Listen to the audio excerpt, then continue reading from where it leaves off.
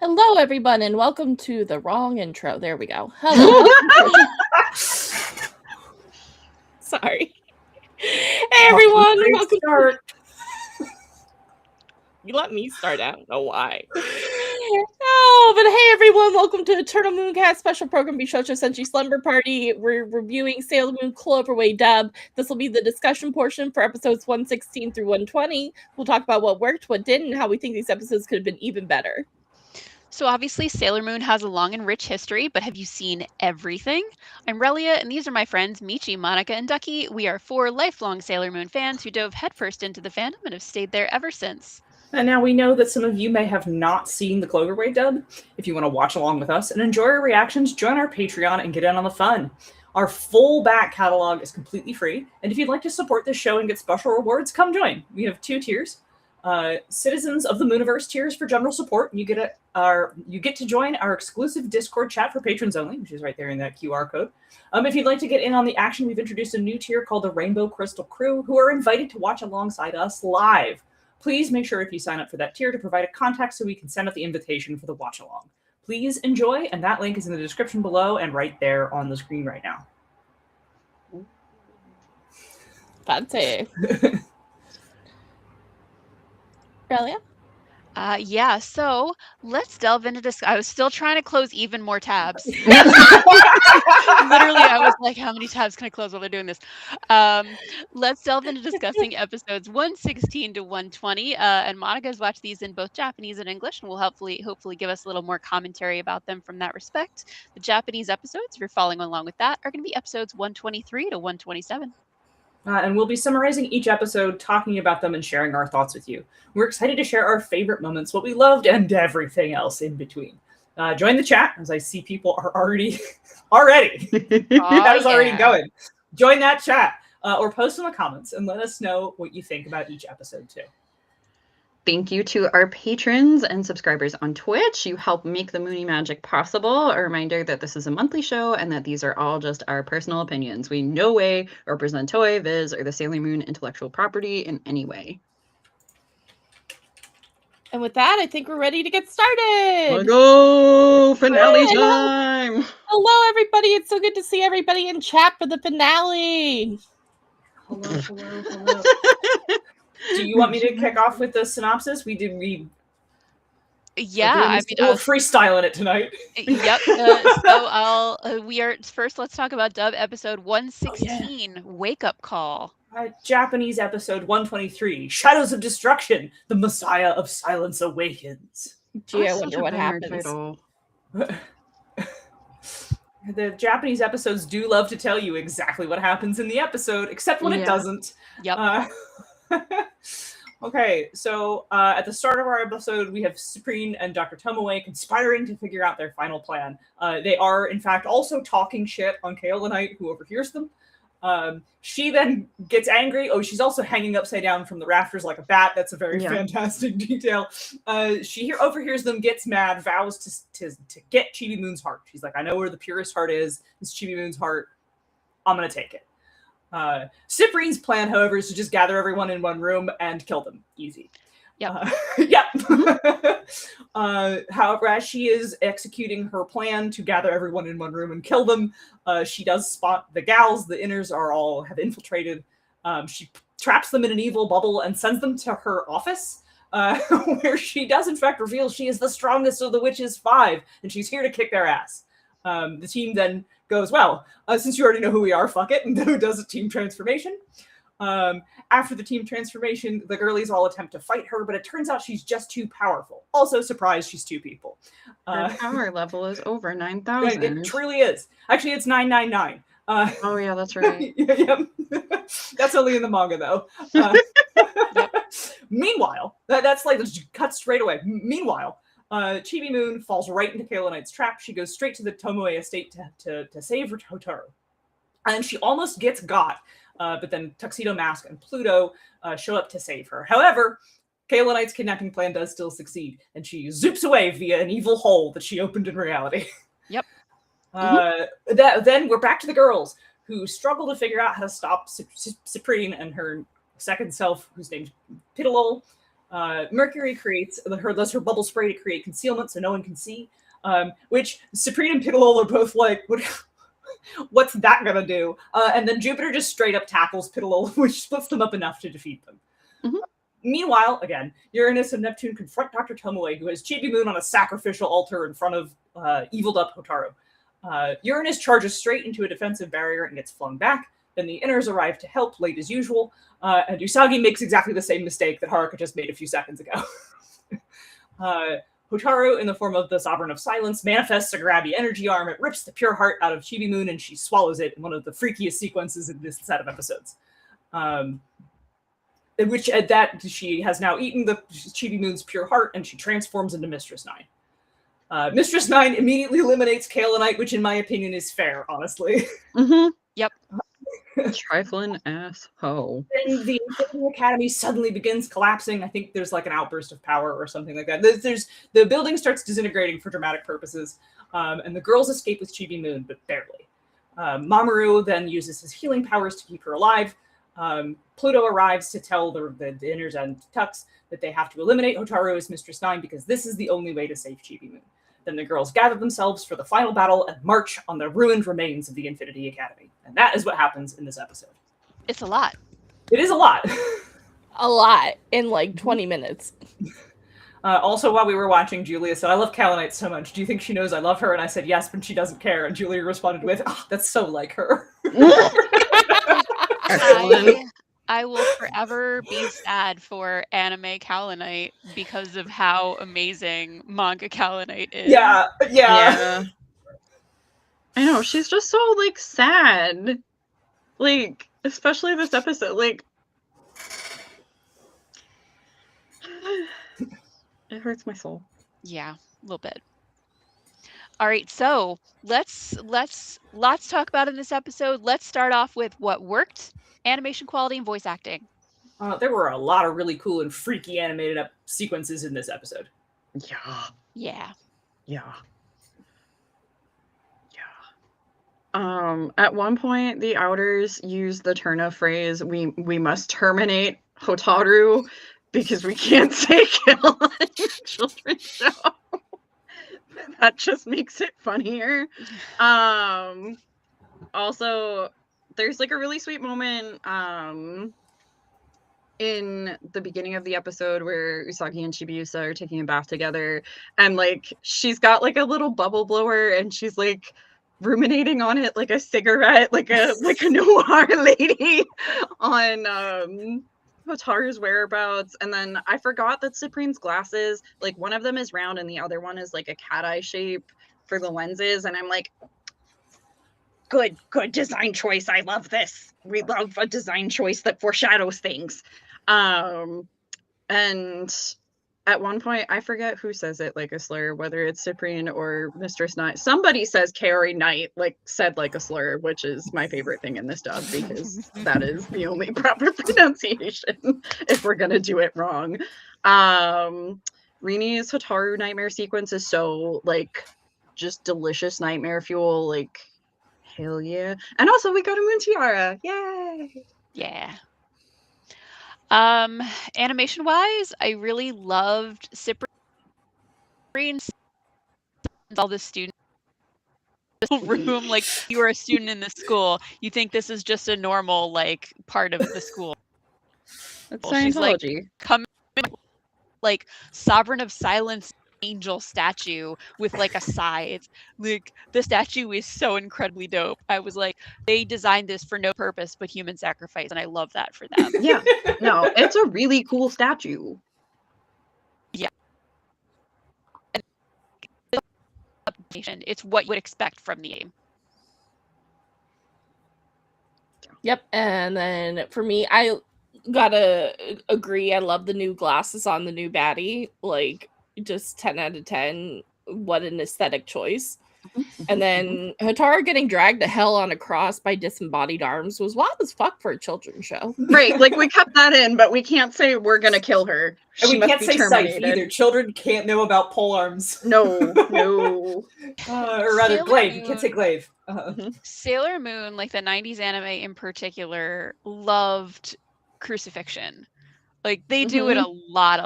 Like there's so many times when I'm like, oh, you mean in the first season when they got crucified? Oh, you mean in like in the R movie when they got crucified? Oh, you mean in R when they got crucified? And oh, you mean like So they do a lot of crucifixion. Yeah, they do a lot of crucifixion because a lot of anime does that. A lot of anime started doing that because of Devilman, and Devilman was written by a guy who was like a crazy Christian. And then everyone else since then was like, that goes hard as fuck. That is a cool way to torture a character.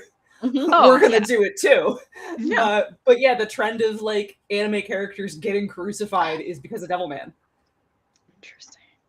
All right, Devilman setting the standard. Ninja Master says Ultraman. One of us is right, or maybe we're both right. Yeah. Some man. Somebody. One of them man. A Devilman, an mans. Ultraman. Perhaps it might have been Ultraman. It might be Ultraman. Ninja Master may be correct. I may be talking my butt. One of them men.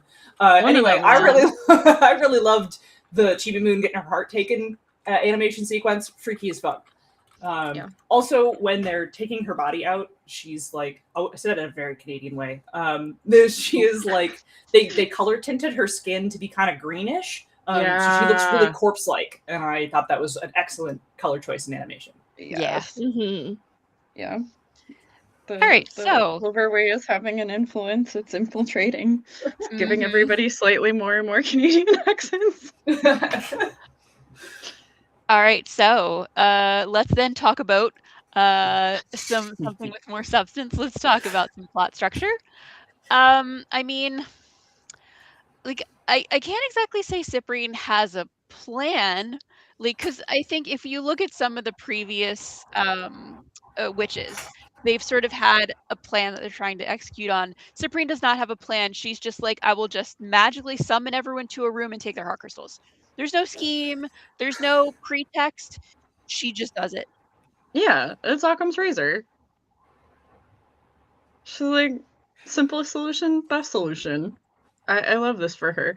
Also, there's a bit when they start fighting the inners where Jupiter breaks the fourth wall, and she's like, girl, why didn't they use you first if you're the best? And we were all thinking the same thing. And it's like, I don't think that Mistress 9 / Pharaoh 90's plan was complete world destruction without rebirth / dominance. So like maybe they were trying to be like sneaky with it at first, but that is a stretch. Like, hi, we're just gonna like, yeah, it's a cult, it's a school, but like it's a cult, but like you're not all gonna die. You're gonna be reborn, don't worry. So like maybe, or you know, maybe we just were like puttering around because we could. Yeah. Maybe they wanted to play with their food. I don't know. Maybe they were just like, look, we could hurry about this plan, but we discovered the game Twister. Yeah. It was very fun. Yeah, we do get a full team transformation in this episode, which in Japanese includes Mercury's classic line, take a cold shower and repent, which is a thing many people on the internet need to do. Yeah. So Our period. AD was stinky. So yeah, as I literally noted in my notes here on plot structure, Cyprian and, as they call her, Peterol in the Cloverway are like just petrol. Stupendously powerful beyond, like not just beyond their cohorts, but beyond the Senshi. Why didn't the enemy just start by deploying her? Hey, the fastest runner is typically the last one in the regular race. You gotta have, someone's gotta bring it home in case everyone else fucks it. Yeah. That's the best I got. Fair. I mean, that's all Mehmet was trying to do all season, so you know. Fuck it. Yeah. Yeah. So there was I found myself like wondering if they were going to explain why Tuxedo Mask was left out of the Scouts' confrontation plan, along with the Outers. Like these are the teamwork group, is the Inners, and we've really seen this season that how involved they have sort of made him a junior member of the team, which is sweet. I love that he's gotten to contribute. And like they've always wanted to work together with everybody. And we just had the episode where Uranus and Neptune were like, oh, we've seen the light. Maybe you saved us and we shouldn't hurt Hotaru. But then the Inners like sort of wanted to do this alone. And it felt very unusual for them to want to secretly execute a plan. Now I'm interested in the idea that maybe Tuxedo's job was specifically to watch over Minnie Moon, but like, were the inners purposely hiding this all from the outers? Good for them if so, honestly. But it happened over the course of the season. Smart choice. Yeah, I think they finally like learned their lesson of like the outers are not to be trusted with anything regarding Hataru, and I think like in a deleted scene somewhere, Mama was on split duty of like help us out if needed and catch our stray rabbit if she wakes up in the middle of the night. Like, okay, like he's like running interference. But yeah, like it just like a scene could have been used here instead of Cyprian just shitting on Carrie Knight for Night. For being a Tomoe simp, which I guess, yeah. So I think she's got a Costco-sized amount of pure hearts. Like a Costco size. Like she could have won. Imagine if she had just worked with the others. Just imagine that amount of power together. Use your fatal flaw. Right? It's time and again. We've been shown the fatal flaw of the bad guys. Yeah. I also love that Jupiter just fucking tackles Spittle. I know. She just spear tackles her out of the fog. I mean, Mars does do a little like jump kick and lands on Cyprian like a second later, but it's not as funny as Jupiter just tackling her. Horrendous. We also get an indication of Tux's healing powers in this episode, which is a nice nod to the manga and his abilities. And I'm pretty sure that in the manga he is like keeping her alive. He is specifically using his like telemetry, like his psychometry rather, to keep her alive. Keep her alive. Yeah, he's specifically doing that. Because he's guardian. And I wish they had made that clear in the anime, because it's what he's doing. But they don't completely agree. What he's doing. Yeah, we're showing it, but we're not explaining it at all. He's just he can just hold her hand and she glows now like this, and there's no explanation whatsoever. Don't worry about it. Don't worry about it. Just don't worry about it. Okay, yay. All right, so characterization, positives. We mentioned this up front with the animation, but I also love Chibiusa just pensively smoking her bubble blower in the bathtub. Me too, girl.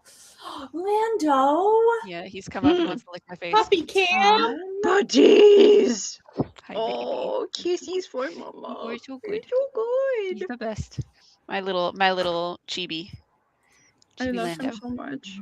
I would die for him. Yeah, I think that I liked characterization wise was I thought it was nice to see Serena and Rini just like being playful with each other while taking their evening bath. Like they weren't snarking at each other for no reason. They were genuinely just splashing around having fun.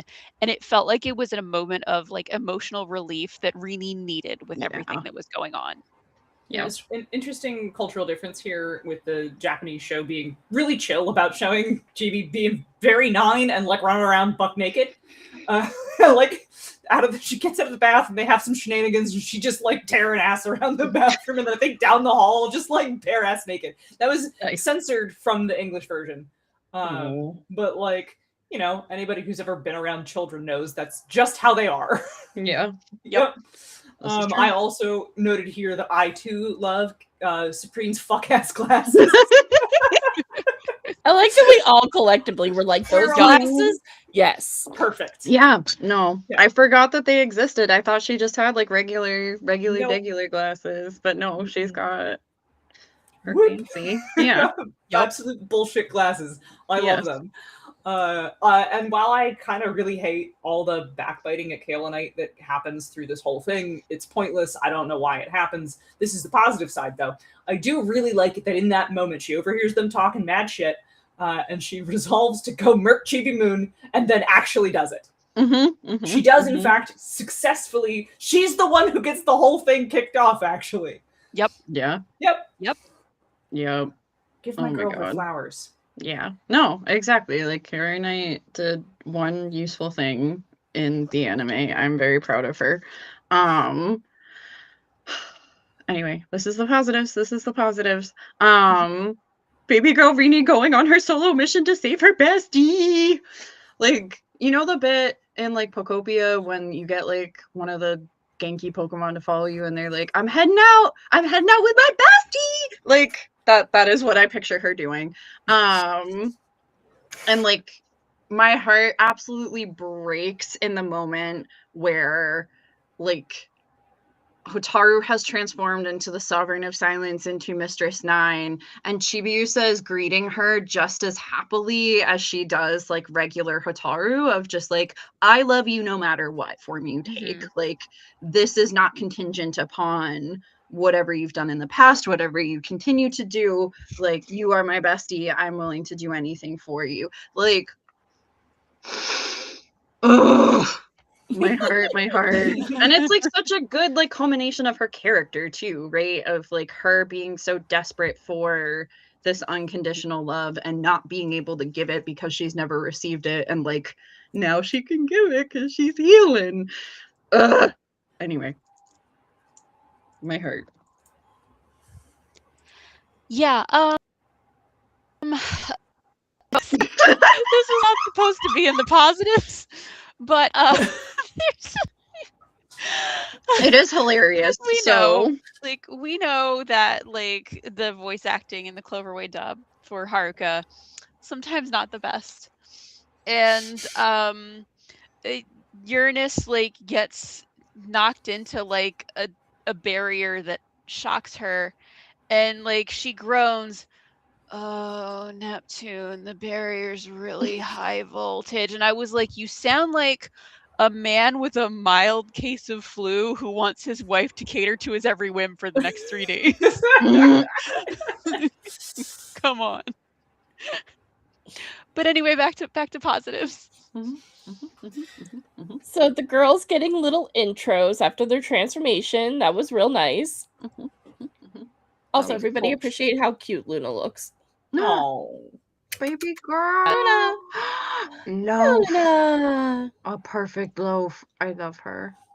I also noticed that Cyprian seems like kind of excited to get tied up by the Venus Love Me chain. Yeah. when that happens. Yeah. Yeah, I thought that was a fun little note. Let's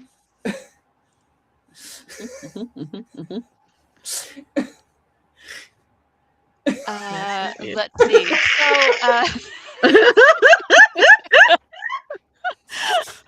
All right. So, relevance to the ongoing story. We are in the end game, baby. It is highly relevant. Oopsie, not Sailor Saturn is Mistress Nine. Maybe we were wrong to kill the child for awakening.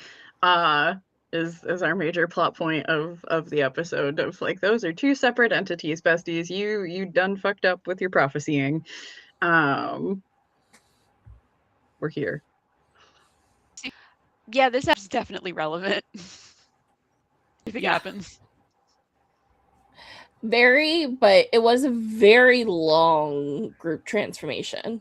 Yeah. We gotta fill up those minutes. Not enough was happening. Yep.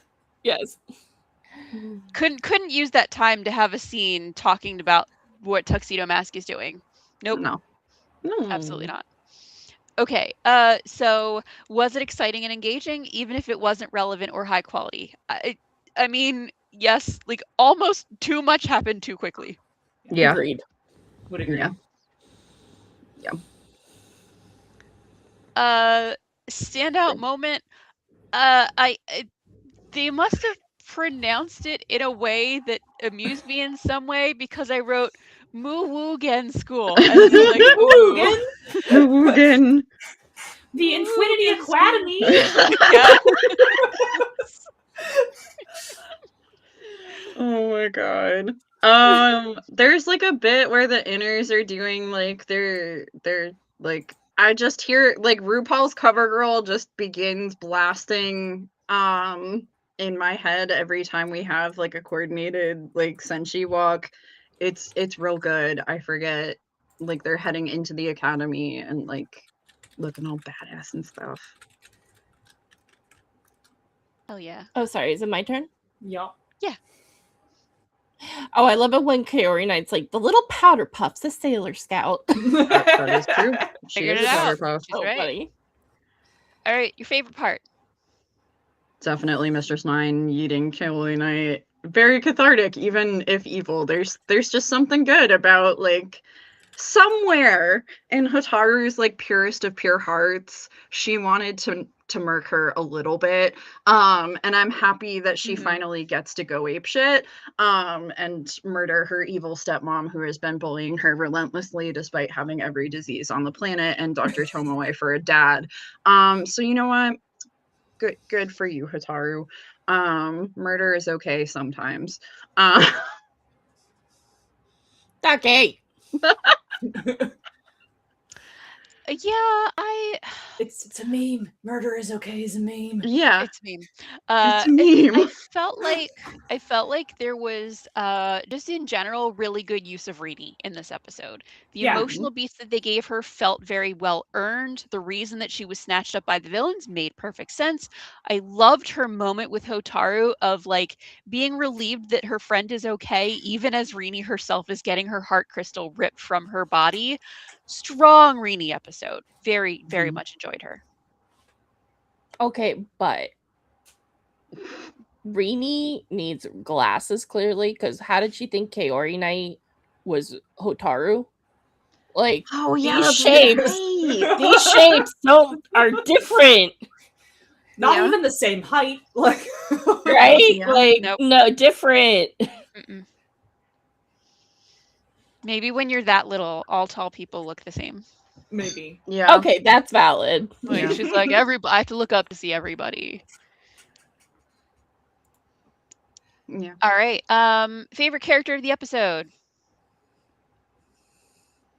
Chibs. She's grown so much, and her being like, I'm not scared, going into Tomoe Mansion to rescue her friend and greeting literally the avatar of death happily. Wee baby girl, come collect your flowers. Yeah, I mean just Chibi Moon for me. Yeah, for me, it's a rare Chibi Moon win. Yeah, we're gonna have a couple good Chibi Moon episodes in this batch. Yeah. And so I'm gonna have to agree with that. Pink purple lesbian supremacy. I think we were all, in S, we were all very annoyed when she came back, and those first episodes, they were rough. Going in her story with Hotaru, she becomes a much more enjoyable character, and I think that pays off. Yeah. Here. Yeah, she had to let go of her daddy issues. Yes. Yep. On to having friends attachments that aren't her Yeah. parents. Had to become healthy, you know? Yeah. Mhm. Amazing. Okay, so what didn't work quite as well So in we this want to do episode? comments? Oh, yeah, Oh, yeah. yeah. Comments. Let's hit it.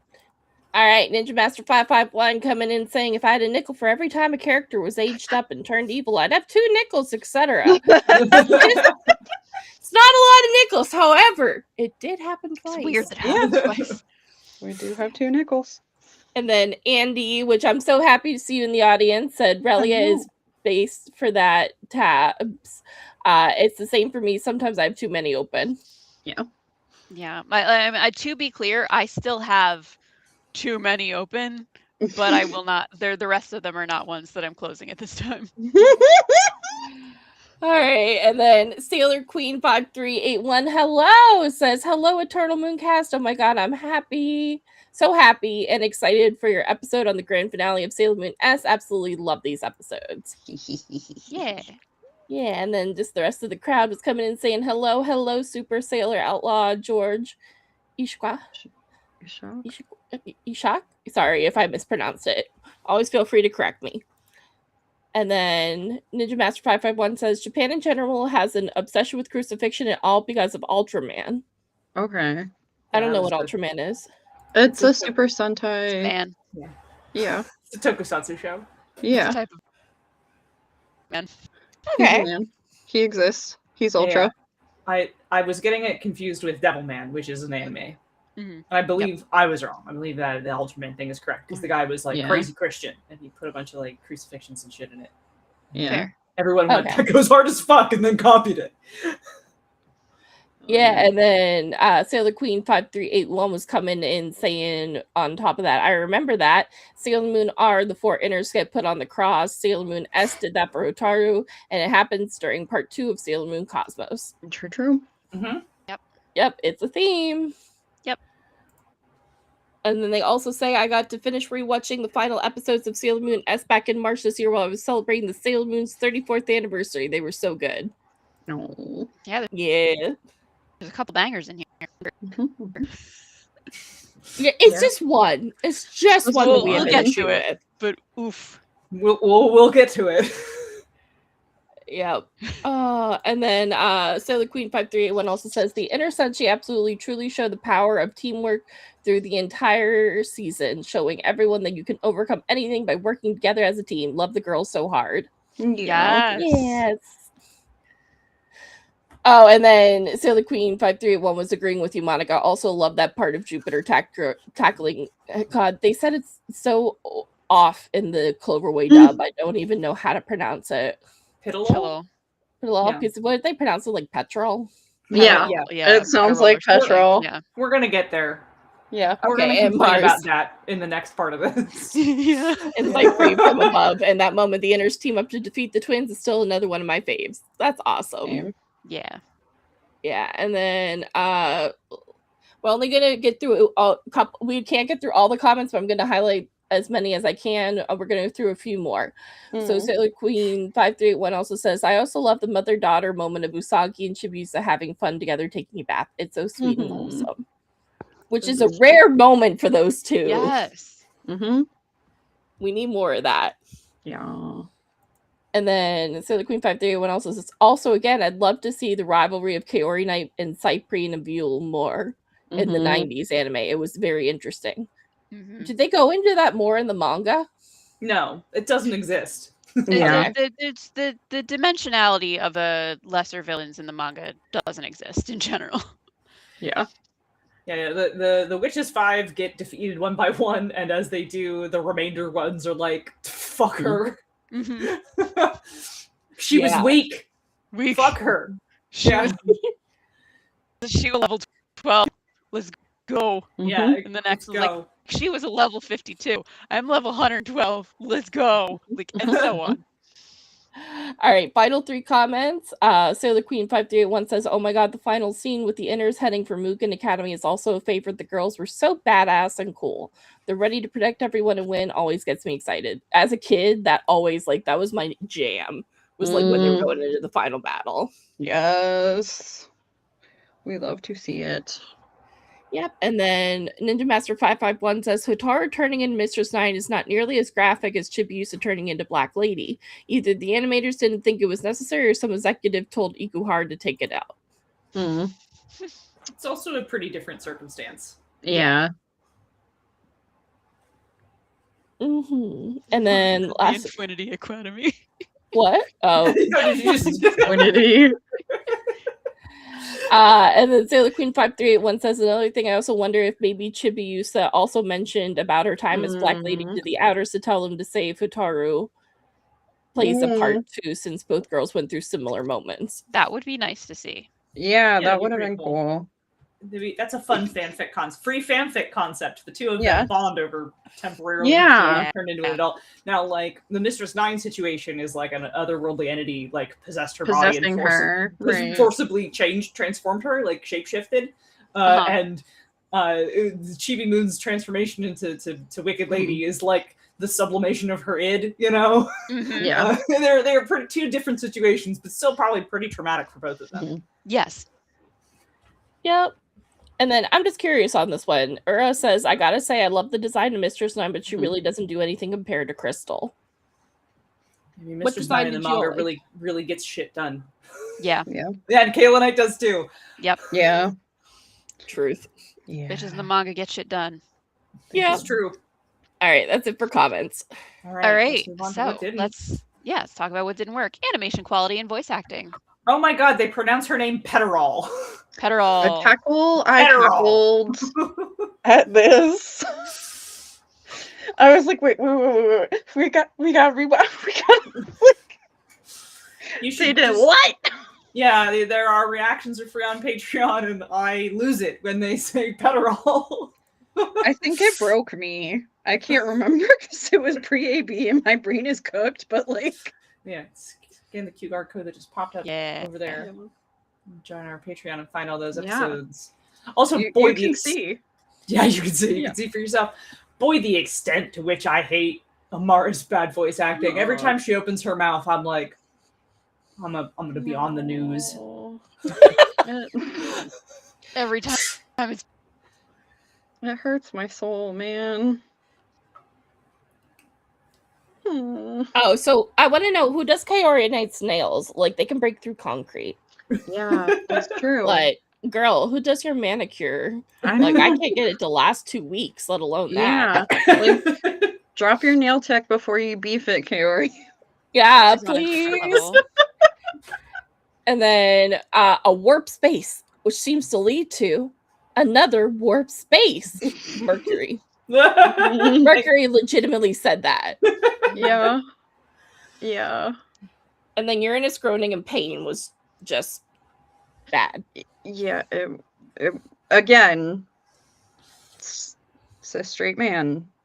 Like, just, Ugh. I'm Neptune, dying. the barrier's really high voltage. Yeah. Okay, so plot structure. Too much packed into one episode. I'm really pissed that Cyprian only gets like half of an episode. Like, go girl, give us a little something. Like, I feel like just I love Udio, I love Mehmet. I am like, could we have like cut their bits by like 4 to give some to the rest of Yeah. Yeah. All right. Yeah, I mean, in general, as far as this episode, there's a hard agree. There was just too much happening in the episode, and none of it had time to breathe, other than the 5 minutes that we spent on the inner transformation sequences and their intro speeches. But their intro speeches were actually good. Like, we're just very out of They place. chewed up so much screen time. This all felt so rapid fire, and as a result, like largely unearned. It was hard to feel like Cyprian and Petterol earned their hype as the strongest witch because they didn't have any like distinguishing features or do anything particularly cool. They were just designated to be more powerful, and therefore they were more powerful. Whereas like Udiel's whack-ass inventions will always be way cooler than that from an audience perspective because it feels earned. Yeah. All right. So I really wanted to know, Usagi really went like chest first into the wall. Yeah, she Like, did. Girl, why? Like, how are you running? But this is your center of gravity. She just felt like the silver crystal would take the impact for her. Yeah. Let me just honestly. And then just Serena, sometimes I love her. I love Usagi. I love Usagi sometimes more than I love Serena. But she is the type to put her hand on a burning stove and then do it again. Oh yeah. Yeah. She is. Like, it's both a blessing and a curse, you know what I mean? And then that weird ass mini moon speech before her heart gets ripped off. Oh, my friend Hataru, girl, look the fuck around. That is her friend Hataru.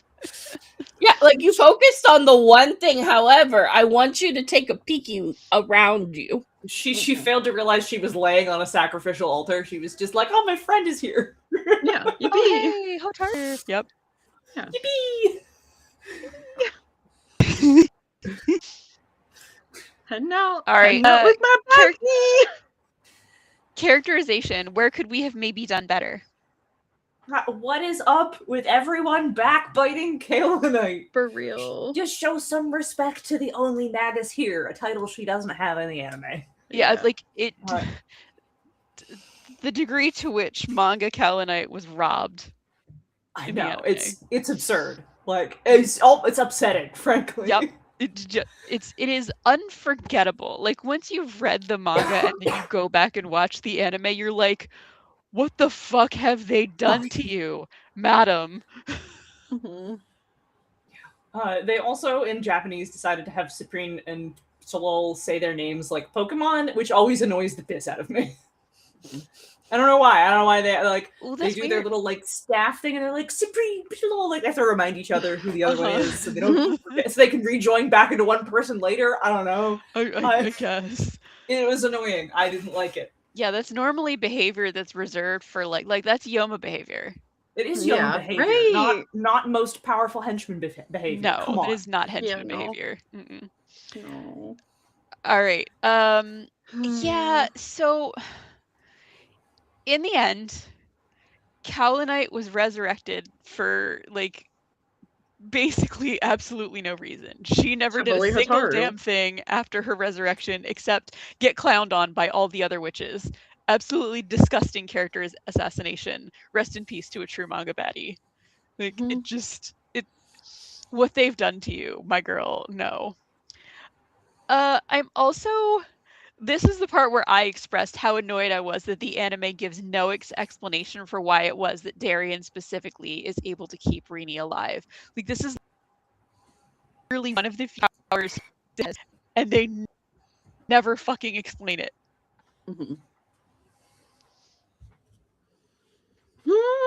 Yep.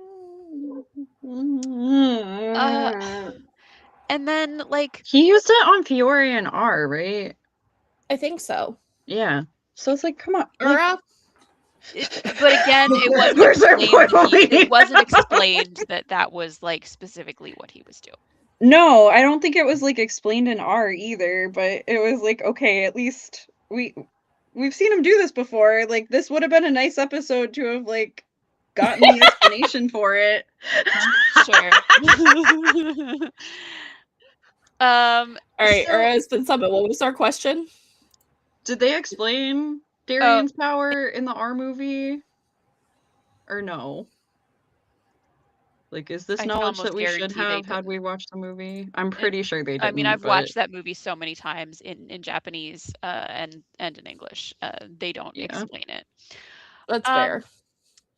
Cyprien and Petarol get no characterization. They show up, they're evil, they bite it. It didn't need to be this way. I just said Tomoe is a creep confirmed. Don't know why, but I stand behind that statement. It's true, though. It's facts. And then, what the fuck was the point of Cyprien and Petrol? They were there for less than a Monster of the Week feature. Yeah, it's true. For real. And Monster of the Weeks have traditionally been more interesting than them. Yeah. Unfortunate, but true. Frankly, we literally had last season a Yoma where their whole thing was that they were twins and that they had special twin powers, and that was done more interestingly than Cyprien and Petarol. All right, so relevance to the ongoing story. It was relevant. Yeah. We can't say anything bad about that here. Yeah. That's not the issue. Was it boring? If so, why? In my opinion, could stood to be more boring, actually. Yeah, like, calm the fuck down, to be honest. Yeah. Simply too much occurred. Yeah. Okay. Worst part for me was Kaolinite dying, having done nothing since her resignation. Dog shit writing choice. Yeah. And she got zapped. I think you mean resurrection. Resurrection. Resignation. Who can read these days? Certainly not me. Yeah. My own writing. The words like I wrote the word. I wrote the correct. You did write the correct word. The correct word is in fact in front of you. Read a different one for fun. Yeah. And I said she got zapped like a mosquito, which is such a dishonor to her. Like, I mean, I'm glad that Mistress Nine got to do it because on Hotaru's behalf, she deserved to get that kill. But it's true. Kaolinite deserved better. Thing that it could have done entirely without. I mean, I hate to say it, and I'm sorry to people who are fans of them, but Cyprien and Petarol. The episode could have functioned entirely. It would have been better without them. Yeah, Kaolinite it could have would've. been the final them, which would have been more impressive. That's what it could have done without. Yeah. Yeah, second. The pacing of this season is like that drill tweet. It's like my budget. Oh my god, yeah. Handles. 12,000. Except it's UDL episodes. Yep. Help, my witch is 5 or starving. Oh, Yes. Yes. Yeah. Why did we spend so much time on UDL? Why were there so many UDL episodes?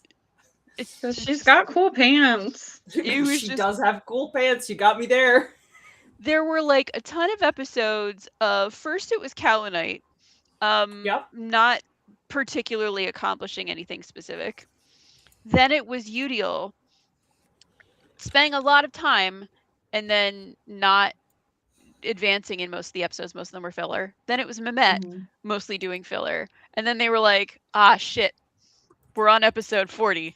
We got 3 more villains to shove in here. Quick, give each an episode 4. Mhm. Yeah. Yeah. Honestly. So, Sorry, is it? yeah. Sorry, I Um, was working on our graphic. So let's Cooking Mama it a little bit. None of us put like Okay. into it, but Yeah. what do you think? Yeah, give us like cut a few of Mehmet and Udiel's episodes and given us like more characterization of Cyprian and Piddle and like convo surrounding strategy with the inners and outers and maybe like bumping this into 2 episodes. But because like even if they had only lasted like maybe like 3, I feel like is like good for like henchmen, like of like a minimum count of like, okay, we got to know you a little bit, we know your deal, whatever. But like that's more of a what would make this season flow better rather than like this particular episode generally. But yeah, like because I hate that like the last 3 girls are just like, my personality is that I'm gonna shit on Kaolinite and I'm evil and hot. Like, cool, like here for it, here for women's wrongs, but like we did this with 2 other girls. Have a personality. All right. Yeah, I mean, as far as fixing it, like I said before, I feel like it would be better if Kaolinite was the enemy in this episode and we just got rid of Cyprian and Petrol. They had no justification for their presence in this season other than they were in the manga. Yeah. 2 episodes, I think, is a way that you can include them. But even then, like, I don't think that the narrative needed more villain characters. Yeah. All right, so let's rate the episode. I gave this one a 3.5. 3.5. 3.5. I'll get on the 3.5 train. Heck yeah. Yeah. Yes, unanimous. 3.5. Yeah. 3.5. I think it says a lot about the ways in which the episode was weak, that this was an episode that was so beautifully animated and in which so much important stuff happened, and we were still like, about a 3.5 from me. Yeah. Oh, All right, it's time. smash or pass. Okay. Ducky. You know that gif of Shakira slapping the button on The Voice where she's just For me, That. it's gonna be a pass on the twins, but a smash on Kaolinite. fair. Smash on all 3. I'm smashing. All right. Okay, do we recommend it? Yeah. Yeah. Yeah. Yeah, I mean, it's relevant enough to be worth watching. Yeah. It could be better, but watch it. Mhm. All right. Do we want to go to the comments? Yes. let's Heck do some yeah. comments. Oh, also, we are at 52:05. Good call. Okay. So I'll keep it brief. So Ura says, plot twist, Kara Knight does her own nails. We lost a legend. The arms And of then- the angels.exe. Right? Honestly, especially if she did them. Like, ugh.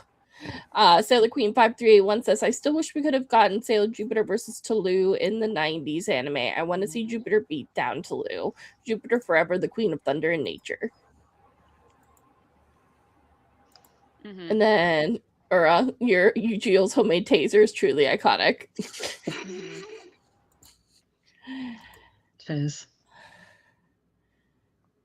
Okay, and then let's see. This is really cute about Usagi.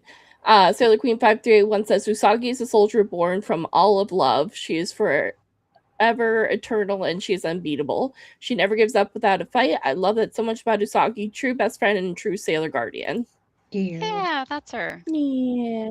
She's gonna keep running into the hot stove, but But we for the love best her. but with reason. intention. Yeah. With intention. Yeah. If that's Yeah. where her friends are and they need to be saved, she's Yep. doing it. She's gonna do it. Yep. And then Sailor Queen 531 also says, I wish that they introduced Mamoru's healing powers around the Black Moon arc as planned, like the manga, since he used them during that part, including the Infinity arc. Yeah. Oh, y'all said that together.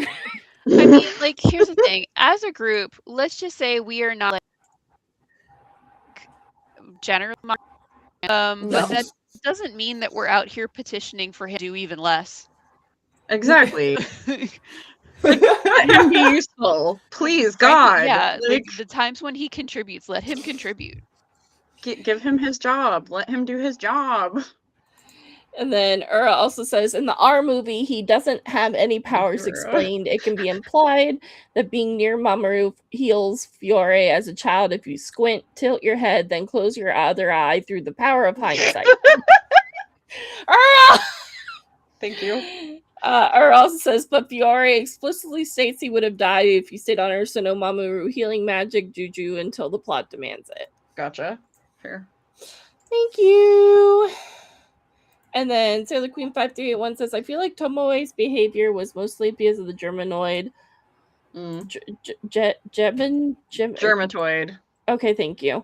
As the diamond was controlling him from day one. It's what we think. Yeah, they really... We'll get to that later. He's a freak, man. Like... this diamond is nasty. And then it brings up a really good point. Why were there 12 Kaori Night episodes doing absolutely nothing of importance? At least Jewel found the damn talisman. That's true. She did do that. Yep. And then...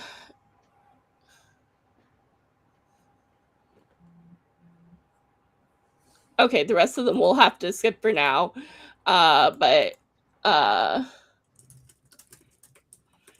Thank you all so much for all the awesome comments, but we're almost at an hour for our first episode. Okay. We love you all. Keep the comments coming. We're fine, We always read them after the show. We'll pick our favorite highlights and chat about them. Yeah. We do see them as they come up. Yes. So know that your comments are being seen. Yes. We're viewing them with our eyeballs. All right, so let's talk about Dub episode 117. Who's really who? It's also Japanese episode 124, The Imminent Terror of Darkness, Struggles of the Eight Guardians. Oh, damn. I'll just go ahead and do the synopsis if you'd like. There's 8 of them. That's Yeah, but like, oh no, she's still. I was like, I thought Pluto was dead by now. Okay, no, she's not dead until later. Spoilers. Okay. Yeah. Okay. So this episode opens with Dr. Tomoe explaining the Deathbusters' goals to Mistress 9 while they stare at space. Yeah. The gals arrive. Yeah, as you know. Yeah, exactly. A very as you know Bob moment. Mhm. The gals arrive at the ruins of the Infinity Academy, resolved to save Hotaru and Chibi Moon. They team transform. We get another one of those and get ready to fight. Uranus and Neptune have arrived to assist via helicopter, which Pluto has to sit in the back seat. They made it a point to show us that. Mhm. Mistress Nine does not want our heroes to stop her, so she puts up a barrier which pings Ray's intuition before it happens. This process also somehow activates all the Daimon goop being kept in the basement, transforming it into a sentient horde of groaning goop monsters. Mercury figures out that there's no easy way in, and she says they have to sailor teleport, but before they can, the goop tide attacks. Their attacks work on the goop tide, but it's just too much. Sailor Moon manages to dispel the first wave with a huge moon spiral heart attack. There is, however, a second wave. Mistress Nine declares the area impenetrable. She has this cool moment where she's like, this is now a sealed Omega 6, whatever type. She says this like funny occulty type thing about it being completely impenetrable here. And then she just like turns her hand into like a weird ghost hand and reaches through the world to seize Usagi by the neck and drag her into her sanctum in one of the coolest moments in this episode. Mm-hmm. The gals do try to save her, but they're overcome by a wave of slop and dragged away. Once Usagi is successfully kidnapped, the goop tide recedes and turns into a goop wall, blocking their way in. Mercury points out that they definitely can't sailor teleport now because Usagi is gone. From the air, the Outers spot the evil boob. The goop warriors shoot off the dome to attack the helicopter, overwhelming it and exploding it in the air. And here's where the eye catch happens. But when we come back to the episode, Pluto has stopped time. Uranus and Neptune are not exploded. Pluto explains that this is very against the rules, and now she'll have to die. But not before she teleports Uranus and Neptune inside the barrier. Mistress Nine is both impressed and dismayed by this turn of events. Hotaru seizes the moment and fights back for control over her body. Mistress Nine defeats her and shape changes back into Hotaru in order to get the Grail. She orders the Daimon Germatoid, who is inside her dad, to go kill the other sailor soldiers. The evil wall starts then expanding outward, and Mercury once again figures out that it's something they can't overcome, so they decide to make a barrier to keep it from overtaking the city.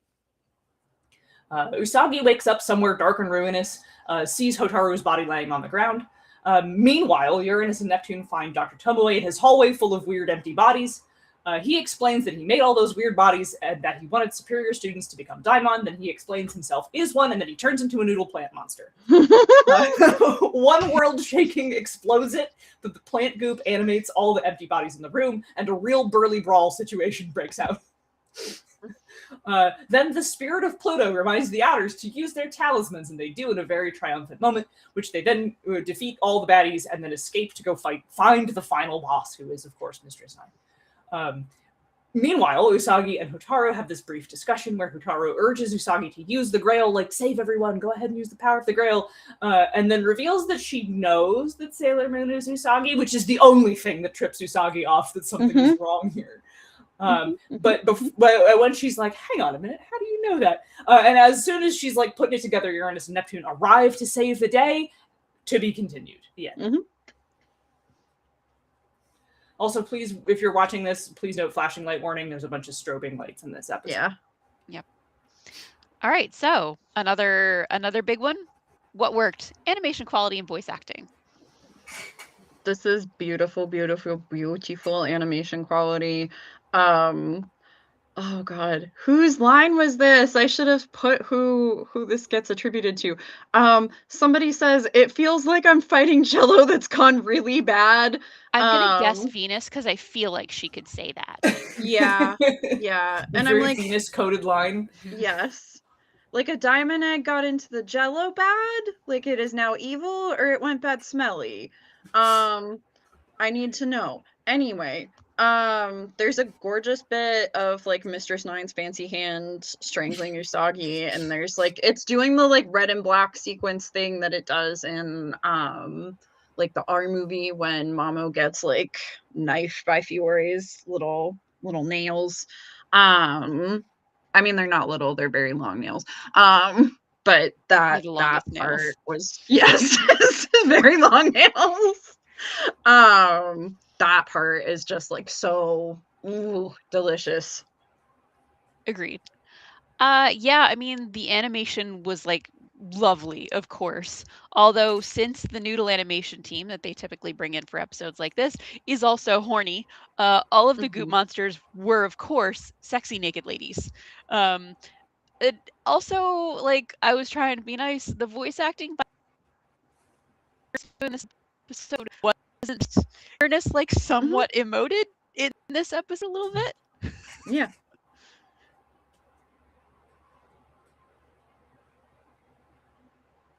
The animation was super pretty. Someone very clearly had a lot of fun animating the fluid dynamics of the goop zombie horde. Yes. Like that. There's just animator porn. Yep. in this whole sequence. I also really thought that Dr. Tomoe in his like hollow body room was cool and scary. All right.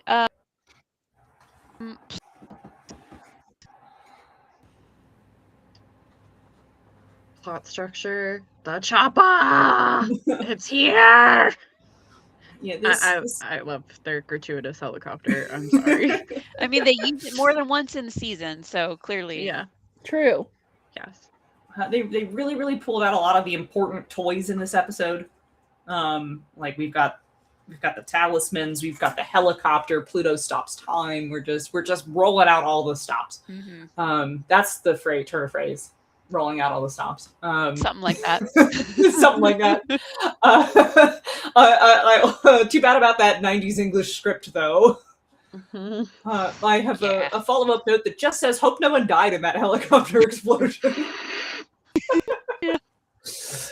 Japanese, I can't remember if this happens in English or not, and I'm sure that someone will correct me. But Japanese at least has Pluto explaining that stopping time is one of her 3 taboos. She doesn't explain what the other 2 are. She just is like, I'm not allowed to do this. Gotta go. And actually, I wrote down that she's gotta die, but I had to back that up so I could get my synopsis done. And she doesn't actually say that she has to die. She's just like, this is against the rules. And they're like, oh my god, how you can do it? Uranus is like, you can do this? And Neptune is like, why? And when she's like, it's against the rules, Uranus is like, what? And Neptune is Screw like, the rules, we have money. Like, whose rules? Pluto, please. Whose rules is it against? What is happening? And then she teleports them away, and then they see the helicopter explode. So instead of it being like she has to die for violating the taboo, she just dies in a helicopter explosion. Yeah. It's against the rules of air travel to stop time. Yeah. The barrier sequence is actually really cool, even though I kind of wish it shook out a little bit differently. Yeah. Like that's the what I wish is for later in the discussion. But like I actually like them making the sailor barrier thing. I think that sequence is really awesome. It's such a nice callback to the fact that we know they have this ability in the future. In Crystal Tokyo. That is specifically the thing that the entire time that everything's going to shit, the one thing that is holding the city together is the 4 inners standing in a circle just for presumably potentially years, one assumes, holding this barrier up while they hope that something will change. And so this is when they first learned to do that, is in S when they do it. It's really cool. Maybe. I mean, this this could have been like a really tightly structured episode if just the goop monsters hadn't felt so random. Like, suddenly our big bads are Tomoe and Mistress 9, but there's been no real setup of what their like power sets are, so there isn't much of a lead up to why we should fear them specifically. And so I think some degree of theming for them would have made the goop feel more impactful. And then I just think this episode would have been like really tight. Yeah. Third. All right. So characterization. I think Usagi says that's a Sailor Scout promise to Hotaru at some point, and like, my heart, my best girl. And then my other comment was, damn, outsmarted by Serena. Probably in reference to Mistress 9 trying to trick her. And it's like, dang girl, you could not fool even our little bunhead. She has a brain cell. She got it this episode.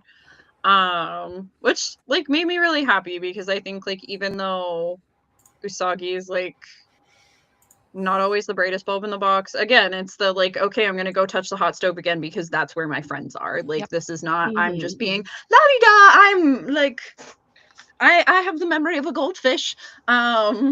Let me go touch this again. It's like, no, I'm doing this intentionally to save my homies, and that is a promise. Which I love for her. So. Yeah, I think if there's one thing that is made disgustingly, excruciatingly clear in this season, it is that everything that Sailor Moon is choosing to do in this season, the choices she makes are informed and intentional. Uranus and Neptune and Pluto have made it disgustingly clear that let Saturn live because it will lead to the end of the world and bad things that could happen. And she said, I understand what you've said. I hear you. She's my friend and we're doing it anyway. Like, one thing we know in this season is that she understands the risks and she's doing it intentionally. Mm-hmm. Yeah, I had to laugh at them making Pluto sit in the back seat in the helicopter. Yeah. That just made me laugh. I actually, like, so in Japanese, as they're flying in, Uranus has this little sort of like mini monologue where she basically says, like, no one's coming to save us. We're going to have to do it ourselves. Rainbow Jesus isn't real. We were foolish to believe in it. There is no answer but our own. Which I really like, followed by Pluto sort of sensing Usagi's resolve to save everyone, hinting out who the real butterfly Jesus could be. It's a pretty cool moment. I also really like all the parts of this episode where Hotaru fights back for control of her body. Yeah, same. I really loved the teamwork that we got of Neptune first using her mirror to identify the one correct enemy, and then Uranus using her space sword to then stab the shit out of it. I was like, that is them. They are a two-part team. They are like, you know, bam, bam, die. Love that. Yeah, I love Mr. Stein pretending to be Hotaru. Oof, well played. Hell yeah. Outsmarted by Serena though. Damn. And then I believe it's Mr. Stein referring to herself, or Tomoe referring to Mr. Stein as the diva of different dimensions. Yeah, right, that's dope. That was good. Extremely good. My favorite was keep talking while I reload Sailor Moon. Keep talking, I'm reloading. All right. Relevant. It's the end of the world as we know it. It is. I mean, they're literally fighting the main villains. Relevant. Yeah. Yeah. You can't do it without it. Yep. Was it exciting and engaging, even if it wasn't relevant or high quality? Yes. Yeah. All right. Standout moment. I had two different standout moments. One of them was, "What's wrong? You got a cramp?" And then the other one was, "Cover me while I try and reload." Amazing. Yes. So good. Yes. The Mr. Stein reveal for me, she was like so convincing pretending to be Hotaru, but like it was like that thing where it's like, okay, there's just like one little teeny tiny hair that's off about it the entire, like it was just like uncanny valley enough to like trip like a little, but like no, surely. So good. So good. You think the star-shaped opening's a trap? Maybe. I don't know. That hasn't been a motif this entire season. No. Yeah, it's not like they haven't all had stars. No. I mean, it's not on a titty this time, so it just was a titty. It was the evil boob. It was just a giant evil boob. Favorite part for me, I felt like deserved setup. Like I was like, give that more time to breathe. So good. Yes. Yeah. No. Exactly. Because like I love this scene. Like that part is really cool and really sad and needed like a bit, but like still my fave. Yeah, I mean, like if you think about, compare it to the deaths of the inners in the in season 1 when they fight the Doom and Gloom girls, and we're losing them along the way as Sailor Moon makes her progress towards Beryl. Each of them, their death feels like it is given the emotional weight that you want it to have, to feel like the impact that it has on everyone else, to have to move on without each of them. And Pluto's is not remotely in the same like area code as that amount of emotional weight. And it's not fair. It should have been that weighty for her to. Yeah. Michi favorite. Sailor Box. Sorry, you went on for so Sailor long. I lost my point. Not that I'm complaining. I was really lost in your speech, so that I was like, problem. wait a minute, where the heck are we? No, I really like the Sailor Box. When I was a little kid, I thought that was like the coolest shit ever. Yeah. All right. Favorite character of the episode? Pluto, I guess. I'm going with Uranus and Neptune. We don't get to like them very often anymore. This is true. It's true.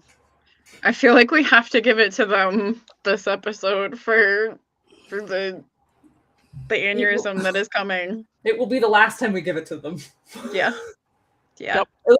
Stars. Then we'll give it to them a lot. Yeah. Yeah. Then we'll give it to them like every time. Yeah. Anytime they show up, it's theirs. But yeah. Currently, it's fine. It's cool. It's fine. It's cool. I'm so normal. Okay, so let's go to the comments. Comments time. Yeah. Oh, would someone mind reading that? Thank you, Ura. It's still a very Venus-coded line. They've been sharing the brain cell for too long. Yeah, they just had the lesbian ESP. It's fine. Yeah, for those listening, it says fighting Jello that's gone really bad is actually Mars from Ura. Yes. And then Sailor Queen 5381 says, I also love that episode too. Love the inners do all their special attacks from the 3 seasons. Pluto saving Uranus and Neptune, so badass. Got emotional every time. Everything was so good. Yes. Yep. This It's such a strong episode can episode. fit so much. Alright, you thought I'd forget the Sailor Box. I'd never forget the Sailor Box. Sailor Box. Sailor Box. And then Sailor Queen 531 also says Sailor Pluto sacrificing herself to save Uranus and Neptune always hits me hardest emotionally. She was so cool using her powers in the end, and I cry so hard. I was crying so hard. She's a true hero to the end. Pluto is definitely the most self-sacrificing. Yeah.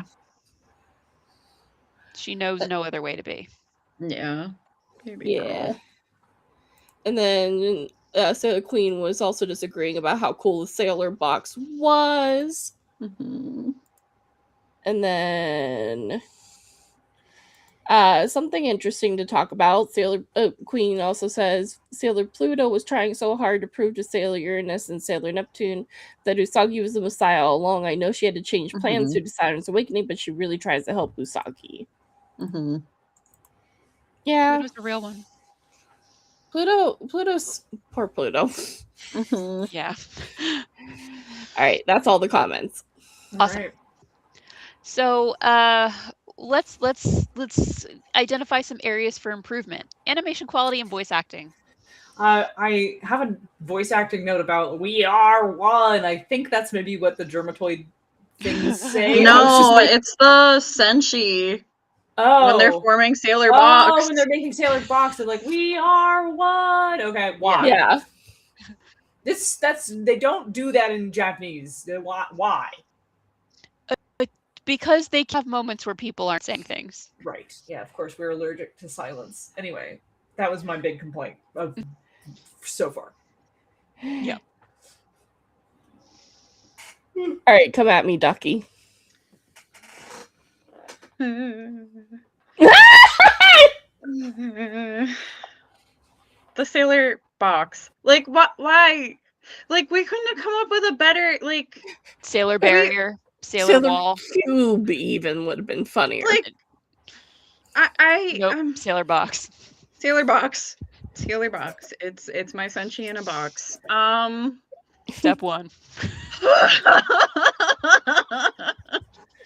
Nope. Like, it kills it for me every time, because like I want to love this, but Sailor Box is just like hermit disappointed face. Some of the lines in this episode are so freaking corny and like not for like our cornball characters. Like Mistress Nine uses like capiche to Tomo. Like, who is she? Like, she's Italian? Like, She's apparent. I guess like when we talk like TV. yeah, I guess lots of The Godfather, I suppose, but like, God, because like it was such a good episode, and it's just why. See, I don't know. I love the corn. I love the cheese. Feed me more. Like, I love this. Sailor Box, I think, is freaking adorable. Yeah, Ducky's like, not on my honor. Sailor Box. For me, it was just the super extended group transformation. I know 8-year-old me is mad at me for saying this, because 8-year-old me ate those transformations up every single episode. But then again, that was when they came on TV once a day and we weren't watching them all in a row. So, but watching them back to back, the super extended group transformation was unhinged. Yeah. All right, plot structure. I don't love Tomoe explaining to Mistress Nine what we should have known about the plot from the beginning. Like, why are we just now getting the explanation of what their goals are and what the Tau star system is and who Pharaoh 90 is right now? This is important to the whole plot. Why is this being introduced in the, like, third to last episode? Yeah. I will continue to be really mad about how much, like, I used to really like S, now we've rewatched it, and I'm like, oh, they really just bungled the manga plot, and it's made me dislike it, actually. Oh, no! Yeah. Genuinely, that was my experience the entire time we've been watching S. The whole time, I'm like, was it always this bad? Was it always this bad in the end? Is this bad? Yeah.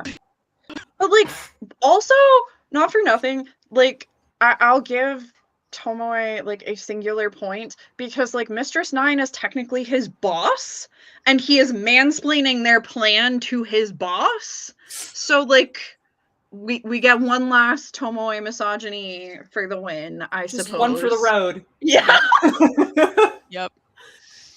Consistent characterization all the way through. Like, plot-wise, I've mentioned this before, back when I was supposed to be saying nice things. But why is the enemy just goop? What has goop got to do with anything? It's so random. What's goop got to do with we both have the same brain work. Sharing the brain cell. All right, Ducky Goop. Yes, I have my apologia for the goop. I think, and I know the real reason is that it's the horny animation team and they just wanted to make sexy goop ladies, okay? But like, we're gonna pretend that it was a design choice with intention. I think it's meant to be like undifferentiated cells, since this is like a very in vitro fertilization coded for the villains. So these are like the stem cells of the diamond, since we're not giving them like their little thing to evolve into by giving them an inanimate object in the easy bake oven. Right, yeah, okay. I don't know, science fantasy hurts my brain, but like that would be my like in-universe explanation for why they are goop. I buy it. I love that you are working to make their horny decision make sense. Sure, I buy it. Like, I mean, we all know the answer is they're perverts and wanted to draw fluid dynamics, but like, I like your explanation. Like, your explanation is the most plausible thing I've ever heard. Yeah, we tried. Okay, what else do you like? The Senshi doing fuck all to help Usagi, girl, be so for fucking real. Like, you saw that hand from a mile away and y'all are just like, oh, let me just fumble the ball that is our bunhead. Like, bro. Wait, hold on. Like, I wouldn't have been so mad if they had, like, legitimately tried to, like, yoink her and failed. Like, original kind of, like, feudal attacks against Cyprian. Like, okay, yeah, like, you gone, bud, and you failed, and now what? But, like, this was just like, oh no. Oh no. Come back. Like, comparing this It's to... like watch Willy Wonka and he's like, no, don't stop, come back. Yeah. Yeah. That's the energy you're giving. Yeah. Yeah. Because, like, comparing this to, like, Doom and Gloom Girl season 1, like, you were like, yeah, let me die for you, let me jump in front of that. And this is just like, oh, there she goes. Sailor well. Box. Sailor Box. I like the Sailor Box. I'm like the only one having fun with the dub, but I do not mind. Yeah, so my very next note here, I don't hate the very much matches what they learned they could do from R. Love that aspect so much.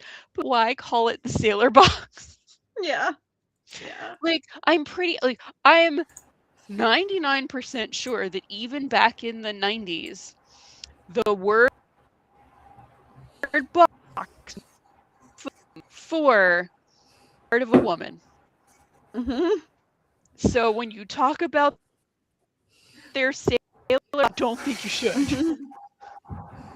Not a great choice. Nope. No. Although, because, like, okay, we're gonna do Sailor Box, but Star Gentle Uterus is a bridge too far. Clover Should have been Star. If it were Star Gentle Box, it would have been fine. Goodbye. Star Gentle Lady Plumbing.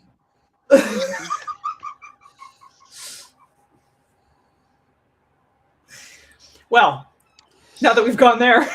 Okay, so Michi, your plot structure quibble? Bring it back in. Mistress 9 playing as Hotaru is great, but it's also so obvious. Like, girl, how many times do you think she's gonna fall for that? She continues to fall for it, but how many times do you really think she's gonna keep going? At least once more, Miss Swan. Yeah.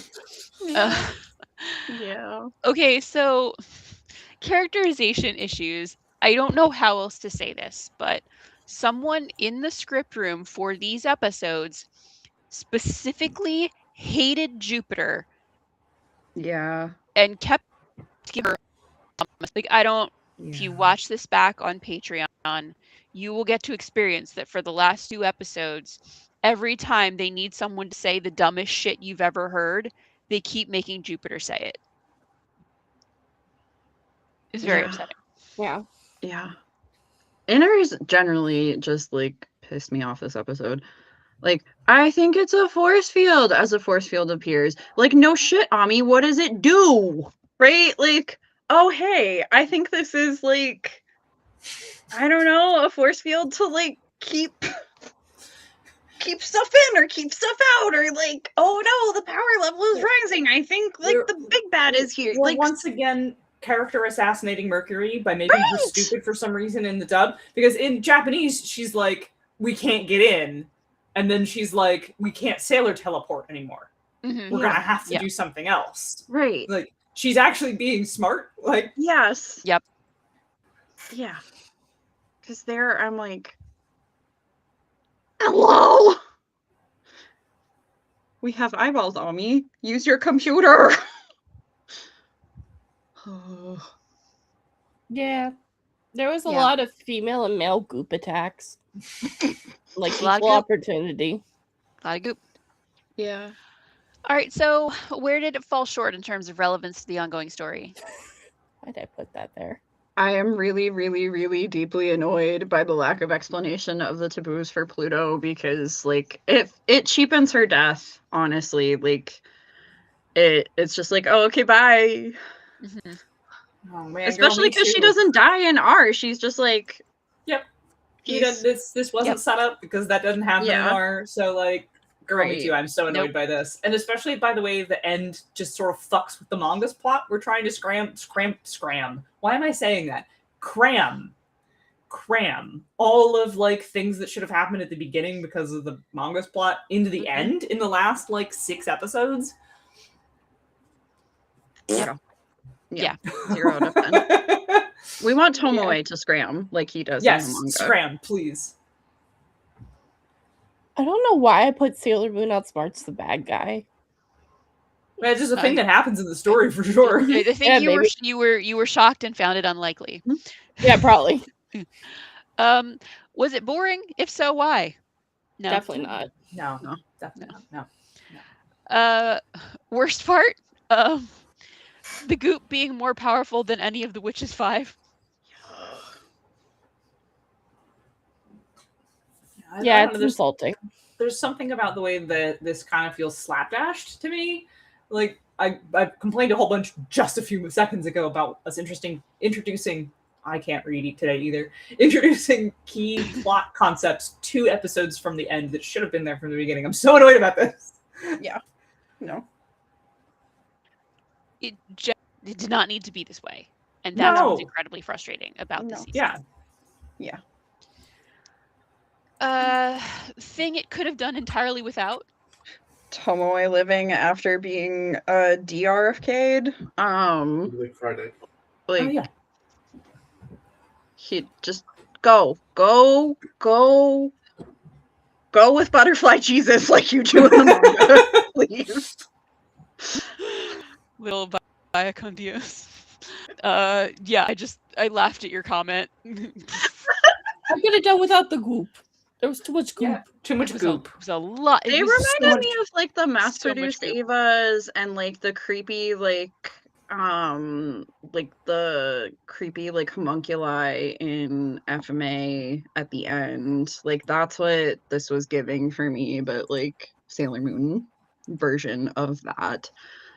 I don't like hate them in and of themselves, but like, okay, Tomoe, like give us the evil spiel on what these things are, rather than explaining your plan to your boss, maybe. Yeah. All right. Well, Ducky, what would make it better? What would Cooking Mama do? I'm gonna make that a badge ribbon one year. Look. I wish we had like a better setup and emotional payoff for Pluto using the taboos, like having her like maybe okay. I didn't like write a whole lot for this, but like it has come to me. Okay, cook. So like in the previous episode where we were like, dang, I really wish the Inner Senshi had a conversation about what their plan was. Okay, cool.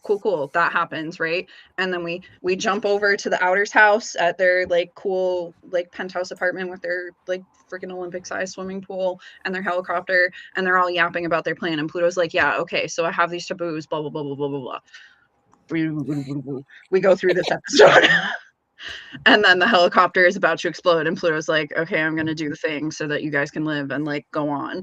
And then Uranus and Neptune are like, no, you can't do that. No, don't do that. And then she does it, and then they save her, and sad. And then we let that breathe for a minute instead of just like, okay, well, sucks that Pluto's dead now, but okay. That would have fixed it.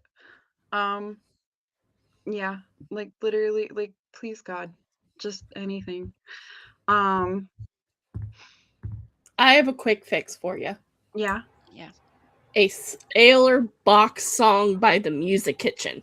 Real. Okay, but for real, like a Music Kitchen song in this episode could have gone real hard. Michael and John would have killed it. I really would have rathered a Music Kitchen song playing over this than the hokey dialogue. Yeah. We are one. Yeah. A Sailor Box song called "We Are One." Yeah. That would have gone hard. Yeah. Add a guitar solo. Yeah. That would have been really good. Yeah. All like right. A Power of Love. That's what this season is missing too. Like we don't get a Power of Love. We don't get like a Carry On. We don't get a. Mm-hmm. It's it's missing its musical identity. Even like the fourth season, that musical identity slaps. Yeah, like Yeah. the Cloverway just had the rights to the Japanese music, so they didn't bring them back on. Which again, they could have put a music kitchen song in there, even with the Japanese soundtrack. Yeah, right. Yeah. Anyway, We're just saying. Not that we're biased. Well, let's slap a rating on this one. 4 out of 5 for me because Uranus and Neptune are cool. This is another 3.5 out of 5 for me. I wish I liked it more. 4 out of 5 for me for Uranus and Neptune being cool for the last time. So true.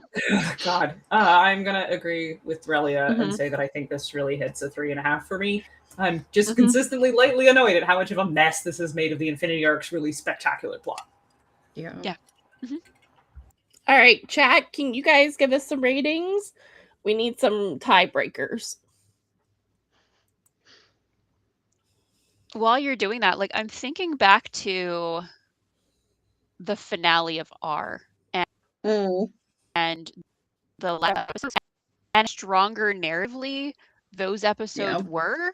Partly because they built on things that had been set up over the course of the whole season, instead of like suddenly throwing shit at you at the end and being like, oh, by the way, this was the plot, just so you know. And partly they took to linger on those emotional beats. They weren't like, oh, by the way, Pluto has this incredible, terrible thing that she has to do, and she's done, and she's dead, and okay, bye. It was like, we had an entire episode with like Saphir and then the impact of that on Diamond, and he sucks, and that still was given more emotional weight than like Pluto's sacrificial death. It just it felt like the pacing in R, even though I like R not that much as a season, narratively the pacing felt better than whatever the fuck happened here in the end with S. Yeah, really. Yeah. All right. So what do we want to call it, everybody? 4 or 3.5? You call it a 4. I think it's the what one would making the graphic. Score it? She didn't. I was like looking at him like, God damn it. Wasn't there for the watch through on this one. Our average is 3.75, so may as well round it up. Round it up. Come on, GIF. I've also just been handed dinner. Ooh, nice. Fancy. Slumber party time. Hang out and eat with me. It is late for dinner, I know, but we got off to a late start this morning. Yeah, it happens. Love your dreams. It sure does. Love your dreams. All right. So while Michi's putting together that graphic, smash or pass. For me, like I'm a pass on Mistress 9. She's pretty, but for me, her evil personality isn't spicy enough. Fair. Smash Mistress 9. Absolutely pass on the Tomoe brainworm. No thank you. No thank you. Do not pass go. Go straight to jail. Go straight to wherever Butterfly Jesus is going to take you, preferably hell.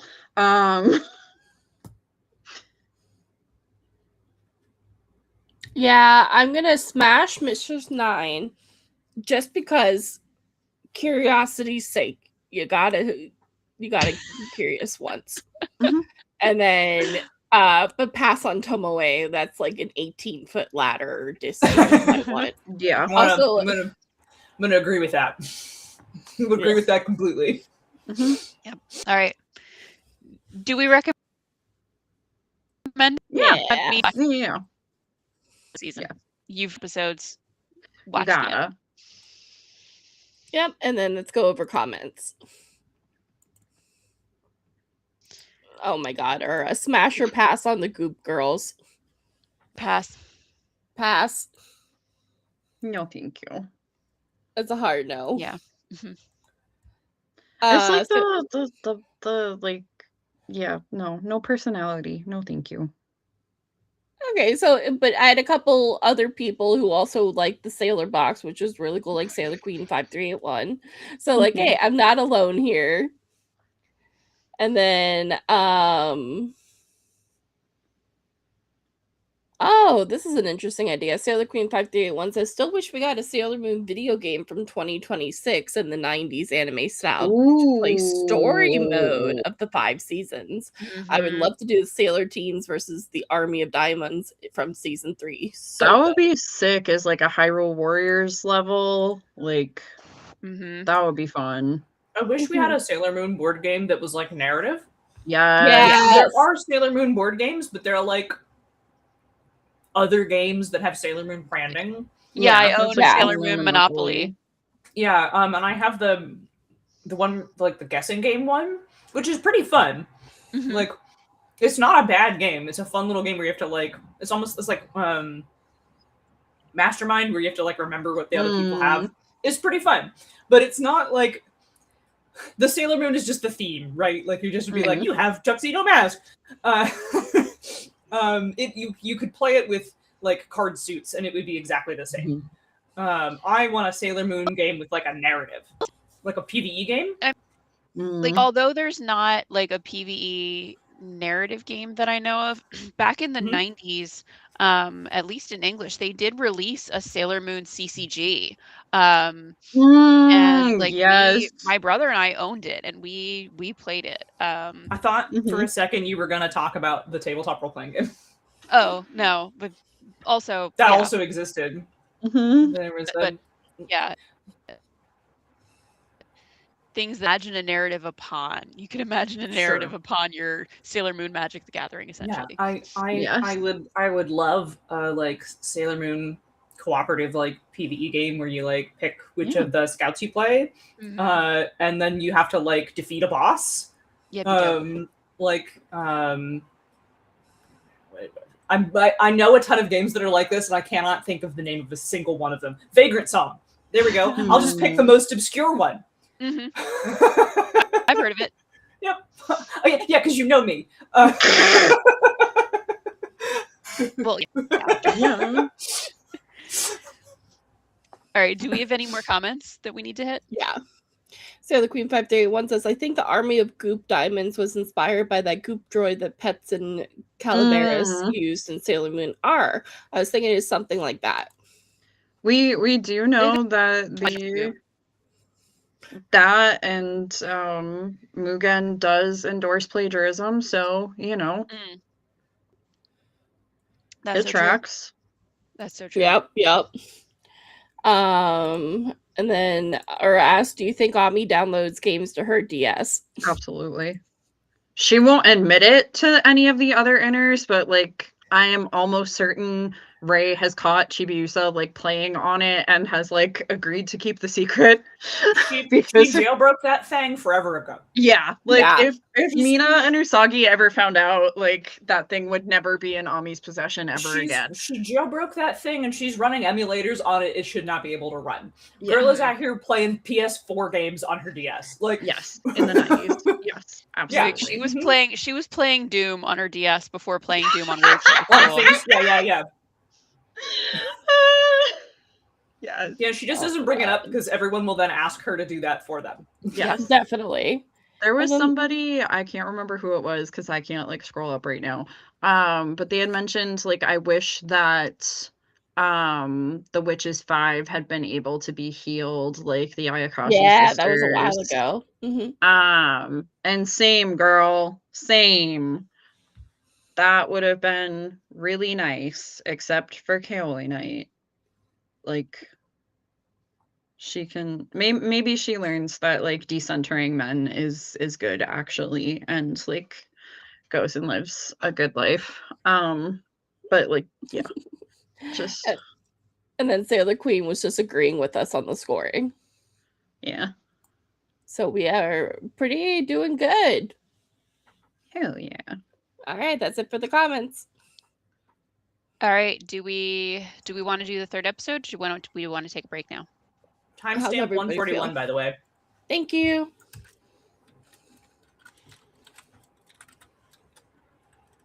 I have my dinner, so I wouldn't Let's take a break. A little break. Okay, So I can finish sounds eating good. it. Yeah, let's take a little break. All right. Everybody will be back at 9 o'clock, or should we come back at like 8:55? 8:55. 9 8:55. o'clock. We're already so behind on time. Okay. Yeah. 8:55. Okay. 8:55 it is. All right. See you guys in a minute. Valid.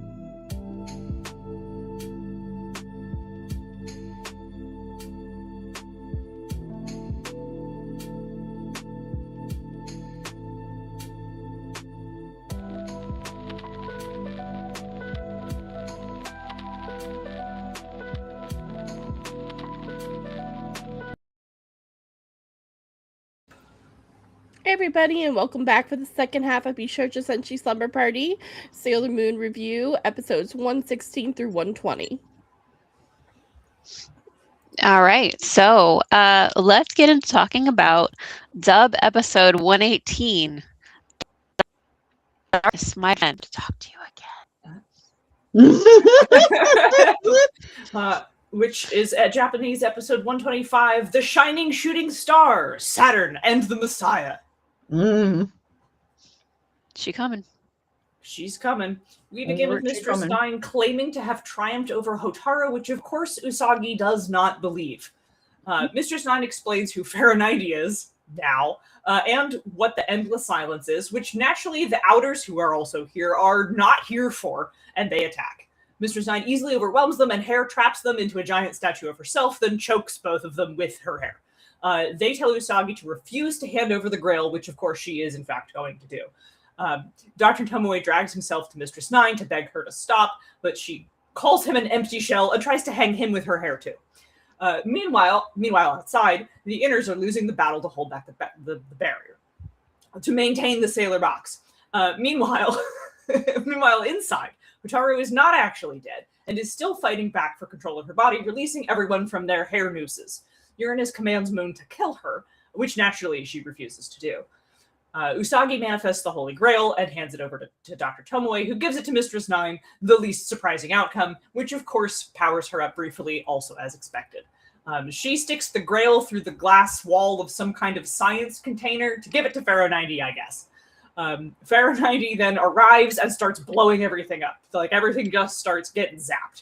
Usagi tanks one of the evil beams in order to save Hotaru and Dr. Tomoe. A lot of destruction happens. Buildings are collapsing. Things are getting blown up. Hotaru and her dad have a very heartwarming moment ruined by Mistress Nine winning for the moment. Sailor Saturn then awakens and destroys Mistress Nine in one of the coolest animation sequences in the entire series. Then an apparition of Saturn appears to Chibi Moon and Mamoru, and she returns Chibi Moon's heart crystal. Everything is now at the Infinity Academy, or at least what's left of it, is now collapsing and crumbling as Pharaoh 90 manifests. Meanwhile, Uranus demands to know if it was all worth it to Moon, but then Saturn shows up, explains her whole deal, and says she'll use her vast destructive power to stop Pharaoh 90. She jumps into the evil bubble, and we don't get to see the fight at all. Absent the Holy Grail, Usagi can now no longer access her superpowered crisis makeup, which she attempts to do with increasing despair. Everyone gives her their power, Spirit Bomb style, which then finally allows her to become Super Sailor Moon. She also jumps into the evil bubble, and we still do not get to see what happens. The evil is defeated! The sun comes back out. Everyone is left standing in the ruins, battered and bruised. Usagi then returns herself, manifesting out of sparkles and rainbow butterflies to appear holding a baby. The baby is Hotaru. The end. We did it, Reddit. Episode. We did it, Reddit. That's this episode. This is where it should have ended. Mm-hmm. Yep. Truly. Mm-hmm. Mm-hmm. Mm-hmm.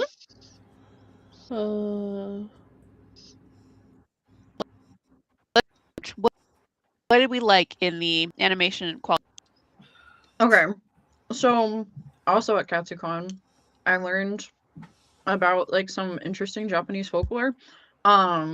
So the Pokemon Mawile, I haven't heard this pronounced because I didn't watch any Pokemon past I think 2nd gen. Anyway, based off of this mythical creature of a lady who has another mouth in the back of her head. So Futa, Tu, Kuchi, mouth, Ona, lady.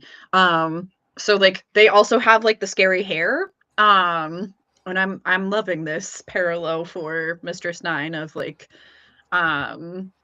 having kind of this yes, I have this secondary. I'm possessing Hotaru. I'm an evil second entity, and I have scary hair stuff. Haruka attempted a thing, and then okay, we're biting the boobs again. I guess the swaps between Hotaru and Mistress Nine were really well animated, particularly Saturn's True Awakening. That part was just chef's kiss.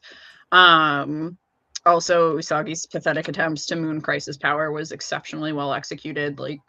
The voice actress just left no crumbs. That gets me every time, every version does not matter. I am a blubbering mess.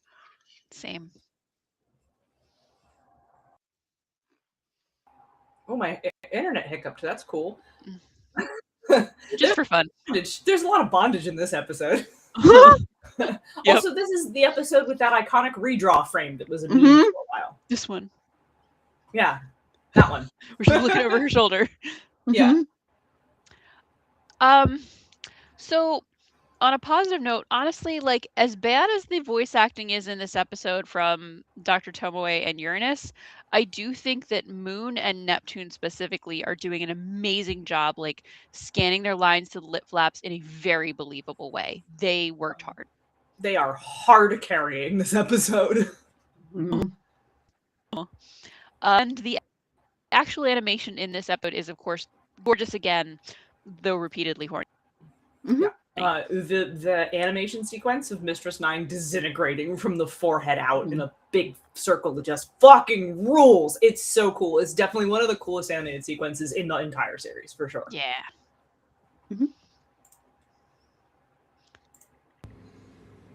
I think we have notes from.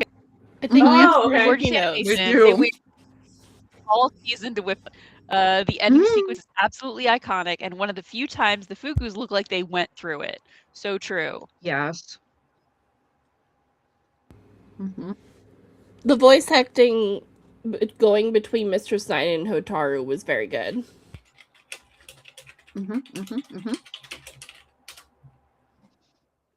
All right, so plot structure. It certainly is the end times. I noted here, oh, hey, Fahrenheit, nice of you to show up 3 episodes from the end.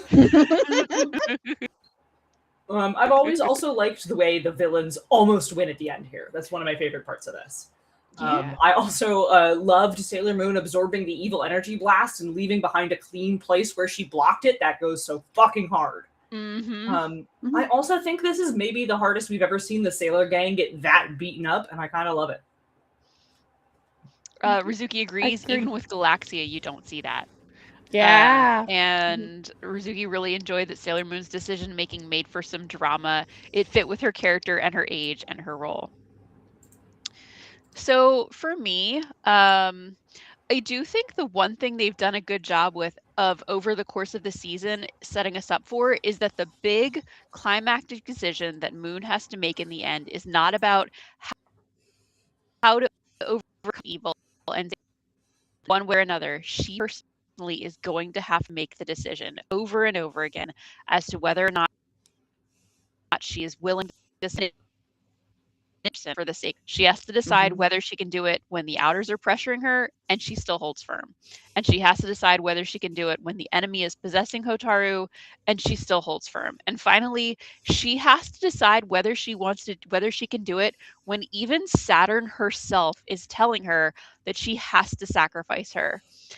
And even then, when every other person in the world is telling her that, like for the good of the world, she has to sacrifice this one child, nothing under heaven can shake her conviction. They spent so much time making sure we cared about Hotaru this season so that we would understand this decision, and it really paid off.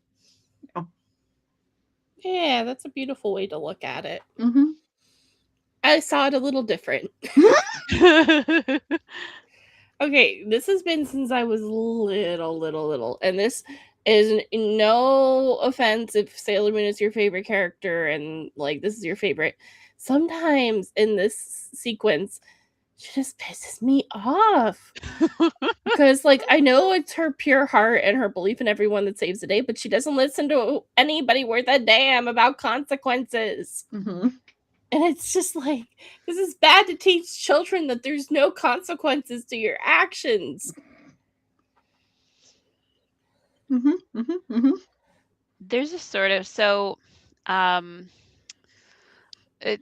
when I was in college, we took a class on intro to philosophy. So this is not like, deep philosophy or anything. But we were talking about ethics, and one of the things we watched was the movie High Noon. And in this story, there is there's this real clash of like the values of sort of utilitarianism versus like deontological ethics. So this idea that like some people's idea of what is ethical is utilitarianism. It is what does the most good for the most people. And some people's beliefs about ethics are that your beliefs are what they are, even when the consequences of honoring those beliefs may have larger knock-on effects that you didn't want down the road. So it's like one person may believe that like killing Hitler is good because it will save many lives. The other person might believe my belief system tells me that killing is wrong, no matter what, no matter who, no matter the circumstances. Each of those people in their own microcosm, in their own point of view. Because you have your own system of ethics. And Sailor Moon very much has a specific deontological perspective that the story they want to tell is that it is important to do good even when good may not feel utilitarian. Even when good may are the good of the many for the sake of the few. It's still important to never leave behind the few. And you don't see that. That is writ at its most large in S, I think, where she literally has to make that decision. But it is what you learn about her always is that she will make that choice. And I think it comes back in Stars, and it's part of the crisis that Sailor Cosmos has about, like whether she sort of regrets what has come of the way that she chose to live as a soldier. So I think it's like I don't think you are invalid for your frustration here. And I think it is really interesting from that perspective. No, thank you. No, because that's what made me start going, okay, what about co-queens? For Uranus and Neptune. Yes. Hear me out. If they could use the crystal, it might not be that bad. Yeah. I don't know. That was just my wild fan fiction idea from yonder years. No. All right. But I think it's an interesting, like, and that's the thing. And like words are hard. Sailor Queen 5381's kind of going on the difference of where I was feeling, saying the season truly shows the true meaning of love and friendship on coming together as a team, as well as bringing everyone together, reminding us we're not alone, we got to protect everyone. Kind of more chiming in on what Relia said. Yeah, it's, I don't know, it's interesting, you know what I mean? Yeah. I think it is, like I said, it's interesting to watch a show that underlyingly is asking you questions about ethics. Yeah, no, it is. Exactly. Like it absolutely is. I mean, same thing with Chibiusa from the previous season, right? Of like, hey, if we mark this child who is now a scary lady adult, like maybe we can save things, maybe not. And I think like the thing with Usagi, like even though sometimes I'm like, girl, what the, like, what is you doing? Like the conviction that she has to stick to her personal system of ethics and like, no, I am not bending. I am, like, this is what it is. I don't care, right? Like, I am sticking with this. I am fully committed 10 toes down to this bit is what makes her so admirable as a character, even though a lot of the time I'm like, girl, just kill the child. It's fine. Right. Like, because like Saturn's like, yeah, just kill the shell of the body. I'll be reincarnated in the galaxy cauldron. It's fine. We don't know that, but Saturn knows that. And Usagi's like, no, you specifically, this incarnation of Saturn as Hotaru, that's what I want to save. That individual is more important to me than your starseed. And like, yeah, that just is why we love our girl. And like we've seen Hotaru's life, she's probably never thought someone felt that way about her before. Yeah. Yeah, so characterization. Damn, girl, you really just gonna give the whole ass purity chalice to her in front of the outers? Okay. We are fully committed to this bit, which is your whole bag, but ooh, that was a choice. Also, just like Usagi's attempts to transform break me every single time, and like Haruka's line of "Are you happy now?" Even though this is like very poorly delivered, hits really hard. Like she's the one who, out of the outers, has believed in Usagi like the most out of the two the whole season, and had some hope for her methods despite her own mission, and to see that like be girl failure in this moment, like let's just twist that knife another little turn, why don't ya? Yeah. Because like Haruka, like she like wants to believe in Usagi, she wants to believe in that mission, she wants to believe in the world that Usagi like knows in her heart of hearts is true. But Haruka is ultimately a pragmatist. Like she is a realist. She's like, no, the world is hard and cruel and unfair, and sometimes we have to be the executors of that.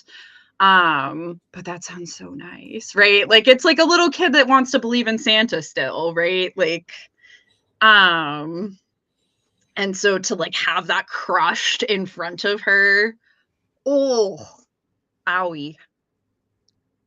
Delicious, but owie. Yeah. So a characterization thing that I did like. So Tomoe's like last minute redemption arc, maybe weak writing, and it was, but I do love the instant reaction of both Tomoe and Moon to physically put themselves in front of Mistress Nine to shield her, even though she's actively causing them harm. Like she is the least fragile of the three of them at this moment, and she is their enemy, and they still both. That's Hotaru, and it is their instinct to shield her. And that moment makes me feel the kind of emotions that I expect from good 90s anime Sailor Moon. Lando has decided to finally vacate my lap, so I'm back in camera again. Also, Saturn manifesting and tearing Mistress Nine to shreds is pretty badass. Yeah. Oh yeah. Yes. Who wants to read Suki's? No, she said she loves Saturn's awakening and Hotaru being the one to push through and stop Mistress Nine. The back and forth showing her weakness and every disease didn't stop her. Love her growth. Yeah, for me, it's I like Saturn was a badass this episode. That glade being lowered down to Usagi's face is like always a wild shot. Yes. All right, relevance to the ongoing story. End. It's the end. It's the end. It's the end times. Yep. It's the end times. Engaging, even if it wasn't relevant or high quality. Rizuki says, "Hi, Kate. Everyone almost dies 2,840 times, but Hotaru gets rid of every disease." Yeah, and so many iconic stills from this episode. All right, what was our standout moment? Rizuki says, definitely Super Sailor Moon standing there looking like she saw some shit while holding baby Hotaru. Yes. Mine was Hotaru absolutely shredding Mistress Nine. Like it's tied between these two, but like just for a point of difference. Mine was actually Moon shielding Mistress Nine no matter what. That really, like I said, it's those 90s anime emotions that hit me hard. I'm seconding Rizuki's. I'll seconding Ducky. We'll split fairly evenly. All right. Favorite part. Rizuki says Hotaru ripping Mistress Nine apart and Mistress Nine just being super obliterated. Mine, because I am a glutton for suffering, is Usagi's repeated attempted transformations. I second Ducky's.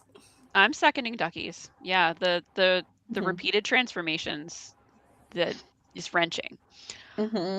Okay, favorite character of the episode. Rizuki is voting for baby Hotaru. Yes. Yes. Agree. Gotta give it to every incarnation of Hotaru. Look at the range! Look at the range of this girl! She should win an Oscar. For me, Moon carries hard in this episode. Yeah, Moon to me was the most compelling. All right, do we want to hit some comments? Yeah, so let's see. Go to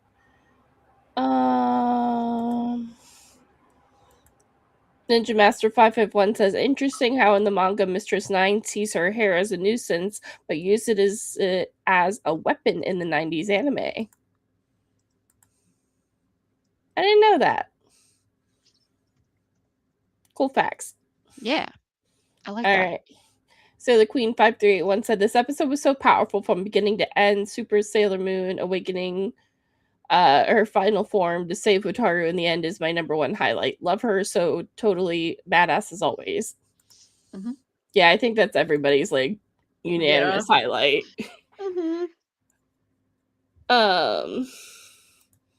What does that have to do with? What's good okay. got to do? And then Ninja Master 551 followed up the other comment with also see Sadoko from The Ring and Kyoko from The Grudge. Oh, the reason why I'm a big fat weenie and cannot watch horror films. And then Sailor Queen 5381 was saying, I absolutely love that Usagi stays true to her promise to save Wataru to the end. She was 100% right to do that. Wataru is Chibiusa's best friend and Sailor Guardian, protect everyone, a true hero.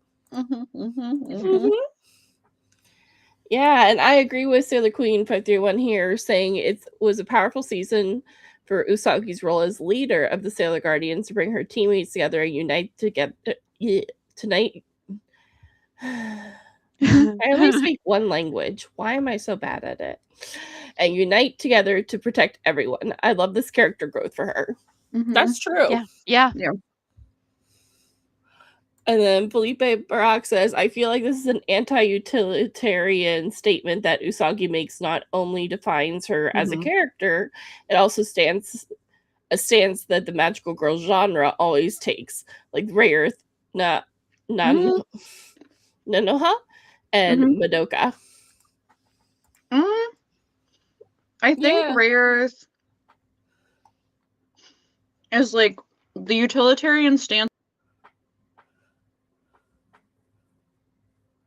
Fine as long as I am the one, and same with Madoka, right? Of like, it's fine for me to die to save the rest of humanity, but it's not okay for us to like kill this one person to like save the rest of humanity, sort of a thing. Yeah. So I feel like they like flip it almost.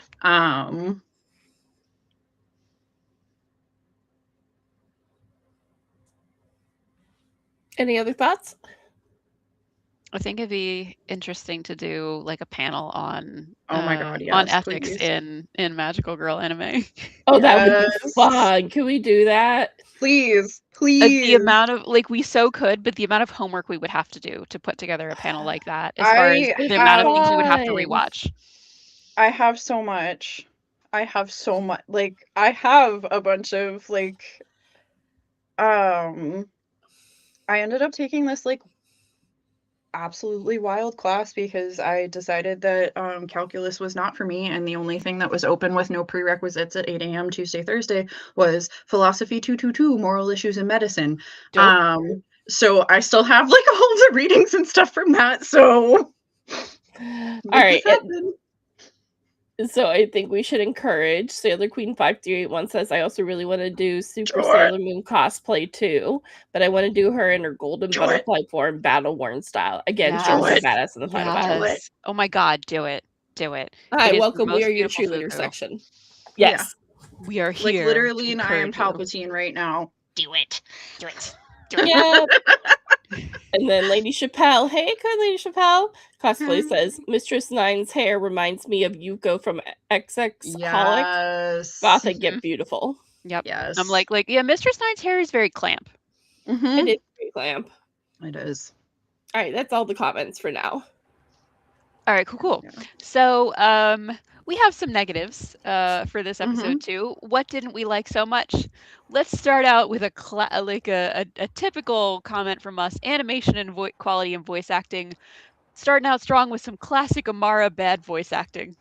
I completely agree. My note just says not me coming here to type exactly this. Yeah, the English voice acting here is killing me. This is a pretty great episode, and it's actively being ruined for me as I was watching it. No one knows how to emote or scream or behave with anguish, and there's a lot of emoting, screaming, and anguish that happens in this episode. The line delivery or the line direction here is just unbelievably stilted, and my last note says, God, I can't wait to watch this in Japanese. Yeah. For me, it was Luna holding the idiot ball and being surprised that Hotaru is Saturn. Like, girl, what? We've been on this the entire, like, at least half this season. At least this entire back half. Like, we've been new. Like, Luna, what? Hello? Was she not at the planetarium? Apparently not. Nobody decided to give Luna a briefing, apparently. Everyone's screaming this episode destroyed my sanity and my ears. Do a backflip into destruction. Let's fucking go. And then also there was one point where Usagi's line was Moon Crisis Power Transform. And I'm like, why in the hardest hitting episode and the hardest hitting scene? God damn it all. I was big mad about that. It's like Sailor Box. It just takes me instantly out of it. Yep. I just Kill Bill sirens just start going in my head. Yep. So voice acting wasn't it. However, hear me out. Michelle's voice actor is a saving grace. You know I'm always with you on that. Always. I'm like, I love her deliveries. Like, she brings so much to the character. Yep. She's why I remember loving her back in the day. But I think Uranus was such a turnoff because of the voice. Oh, Mara. Yeah, Rizuki also can't deal with anyone's voices. Rizuki says, I don't like anyone. Everyone's screams are like awkward and embarrassed, like kids in school afraid to emote. I hated everyone. Also, ick at how bondagey this episode was, especially Uranus and Neptune tied by the hair so you see every curve of their bodies. Like, I see what you did there. Rizuki's not wrong.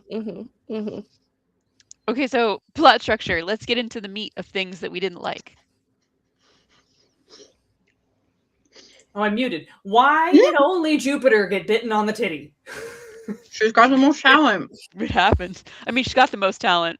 It's true. I also noted that, like, when Saturn confronts Pharaoh 90 in the manga, she has this really incredible monologue, and it is, like, one of my favorite parts of this. And I love that part so much that it was like weirdly disappointing to not have it on a rewatch. Like I had never considered it before, and on this particular rewatch, I was like, Abomination, Invader, be gone from this world. I mean, I knew it wasn't going to be there, and yet, yeah. Abomination, Invader. It's good. The animated S season deserved better. Yeah, truly. This is such an interestingly structured episode because there are a number of very cool moments in it, but some of the most impactful stuff in this episode happens off screen. Like Saturn dives into a hole and fights Pharaoh 90 basically off screen while Pharaoh 90 makes what I can only describe as puking noises. And then Sailor Moon dives inside the Pharaoh 90 hole and retrieves Saturn basically also off screen puking noises. Mistress 9 feels like she had no time to shine as an impactful villain, and honestly, neither does Pharaoh 90. Puking noises off screen. And in this episode, after Uranus and Neptune once again attack, having never changed their ways, they proceed to do nothing for the entire rest of the episode except stand around while Uranus continues to bitch at Sailor Moon like the whiniest little shit.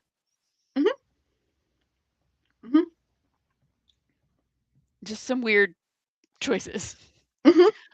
Rizuki says Uranus and Neptune doing nothing again is driving me batty, absolutely batty. They did a whole lot of nothing but backseat drive the entire Mistress 9 Pharaoh 90 fight, and to be honest, every episode for the past I don't know how long.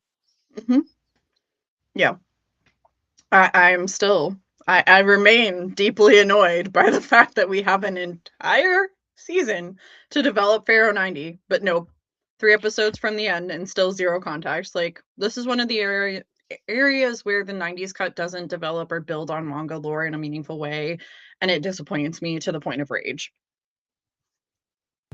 Uranus and Neptune being nothing but annoying this episode when they should be the most heroic kills my soul.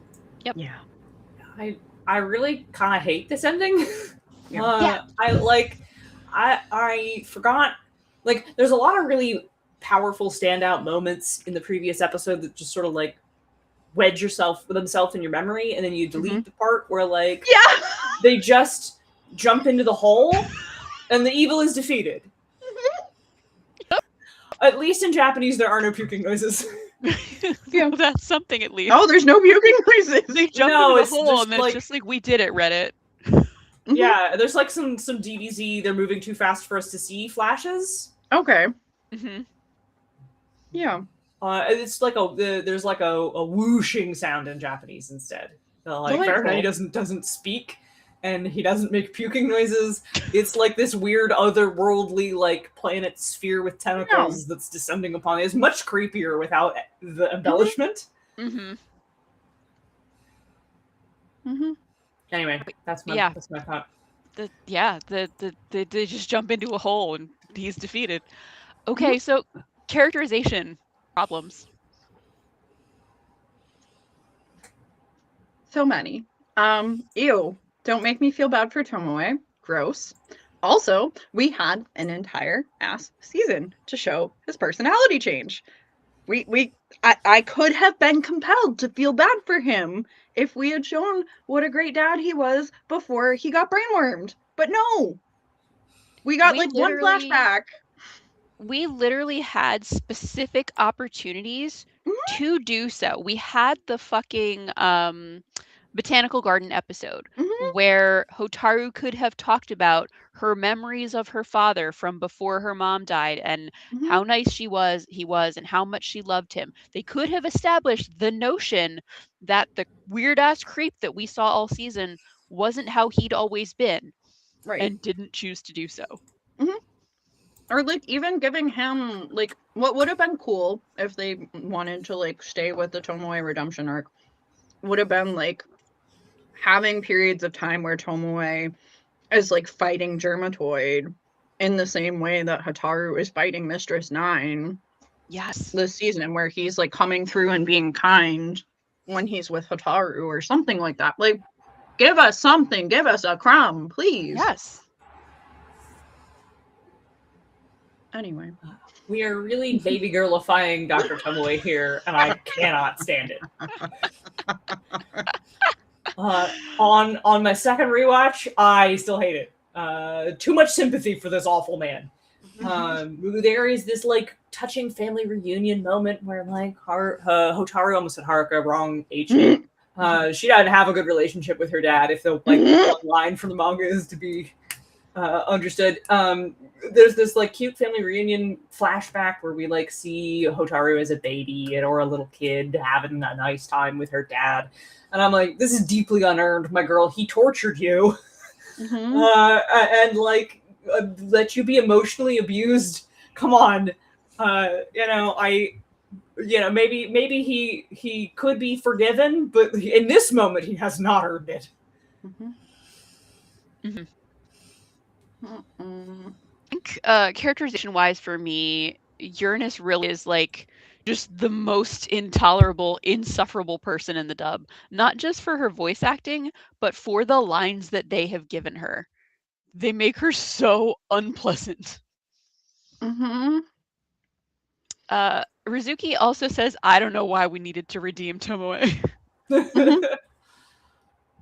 Yeah, I know we have some Tomoe defenders in our chat, which is, again, this is totally fine. Yeah. Like, we are, as long as the opinions are respectful, we do not mind if people disagree, but we are definitely about as big a fans of Tomoe as we are of Mamaru. So. Again, if they had set up the idea that there was a whole different personality buried under Germatoid, we could have gone for that. Yeah. Yeah, 100. Yeah. that could have been set up from the beginning, and then we could have been like, oh, he was just possessed, and Yeah. it's this monster that's been doing all these things, Like- and like you could have Yeah. hinted that maybe he was like aware in there. That would have been a fun horror note. Yeah. And then Yeah. Right. Yep. That would have been sick. have Right? Like, Hotaro even be like, my dad's been weird lately. Mhm. He's Like, not you could- acting like himself. There's so many interesting opportunities that like a more thoughtful writing team could have seeded this idea too. Because remember the do you remember the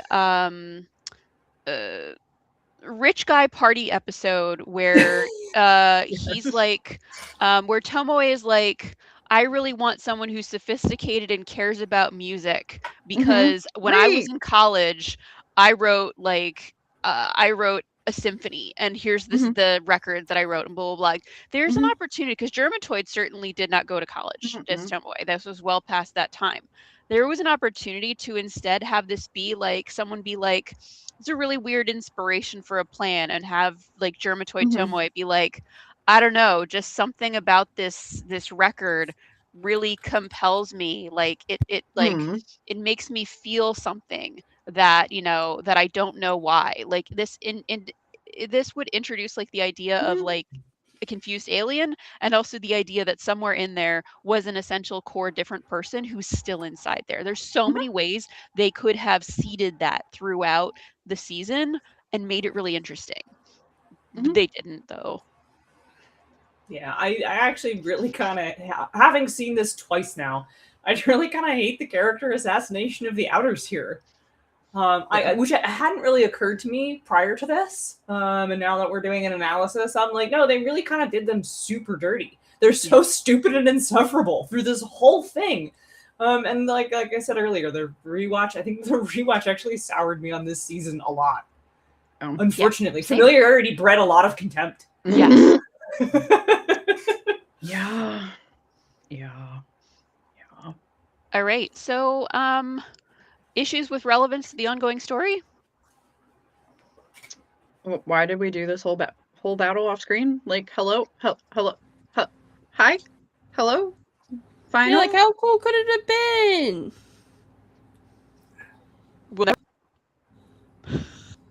Silence surprise, I guess. Surprise. But like, Ugh. Was it boring? If so, why? Rizuki just said, "Nar."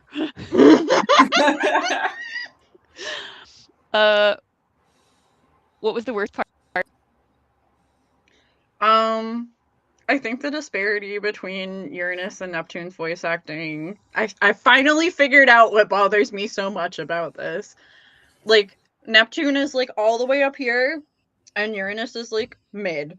But because there's like such a like Neptune is like god tier, and because that gap is so large, it just like makes it all the more apparent, and it just makes me even angrier. I think if they were like both on a level, it wouldn't be so bad, but because the gap is like so severe, it's just like Michelle is voice acting her heart out, and yes, she Amara is giving her nothing. Yeah. Ugh. It's even worse when you know that apparently they were recording together. Yeah. Yes. Yep. Like, I know it's like the register thing, but still, like, Yes, girl, give us nothing. Nothing. The whole season. Rizuki also had issues with bondage power makeup and the Tomoe redemption attempt. So we all had similar reactions as far as the thing it could have done entirely without. Uranus being a douche. Yep. Rizuki says yeah. Uranus and Neptune's backseat commentary. Yeah. Yep. Being Uranus and Neptune completely, sadly. Yeah. Okay. What would make it better, Michi? How cool would that battle have been with Cosmos money? Yeah. Like a Cosmos style budget Grand Royale. Oh. Yeah. Like, I don't hate that like some of this happens behind a curtain. But I think it would have been really cool to have had it because like Pharaoh 90 is like this, like it's like chaos final form, right? Where it's just kind of a black hole. It's not really like a being per se. So like how do you fight like a concept? But like okay, we have like a little flash of Super Sailor Moon coming out and like doing a thing, and Saturn coming out and doing a thing, and like some creepy blob thing coming out. Like you could have even done it in that way of like a little battle burlesque, if you will.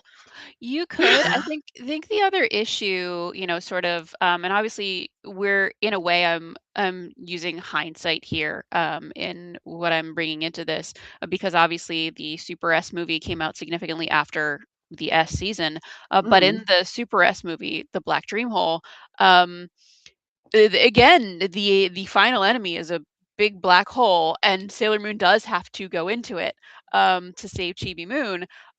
But they do actually show her going into it and saving Chibi Moon. They were like, yeah, we can show her like fighting the black hole actually. So it feels like there's a very strong similarity between those two climactic battles, except that one is off-screen puking noises and the other you actually get to see her struggles. So, all right, well, let's rate the episode. Rizuki went in with a 4. 4 for dub, 4.5 for like every other version of this. I mean, 4, I guess. It's such a high impact episode that like I think it still pulls a decently high mark despite the painful voice acting and some of the issues narratively. Yeah, I concur with 4. Yeah, I'm like 4-ish. I think it's like you said, it's a really high impact episode. But it's got a lot of the high points, high. The low points, low. Yeah. All right, so good news. We all chose 4. Yippee! Right. Yay, we can actually all agree and not have to fight over a finale. Woohoo. Hell yeah. Go team. Come on, finish uploading. Processing. There it goes. Woo! All right. And then Smash or pass, Mistress 9. Smash. Again? I mean, again, Mistress 9, secretly a child inside her, so pass. Yeah, when you say it like that, pass.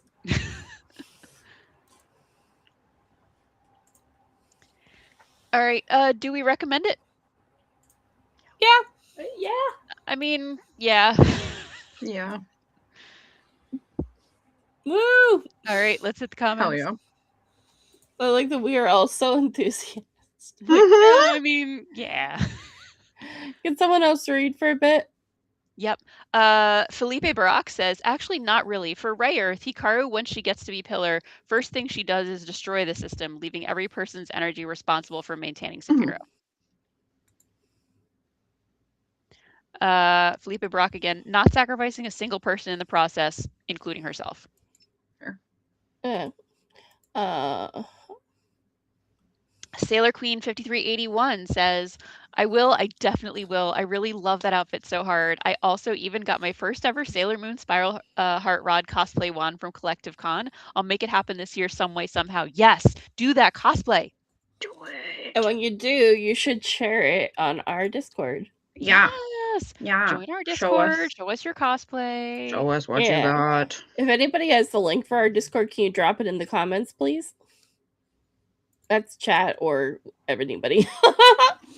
And then Sailor Queen 5381, when Usagi screams out crisis makeup for the Japanese sub, that moment was so powerful, and I love that moment so hard as Usagi creates a supreme pure heart to awaken Super Moon again. I think there's a reason that clip of that moment went so viral just out of nowhere several years ago, because even if you're a person who like hasn't necessarily seen Sailor Moon S or you don't remember it that well, you can watch that clip and feel moved by it. without any other context.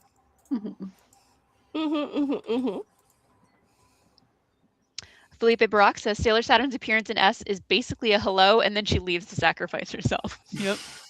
You're not wrong. Yep. Is it sad? Yes. Is it the truth? Also, yes. Yep. All right. And then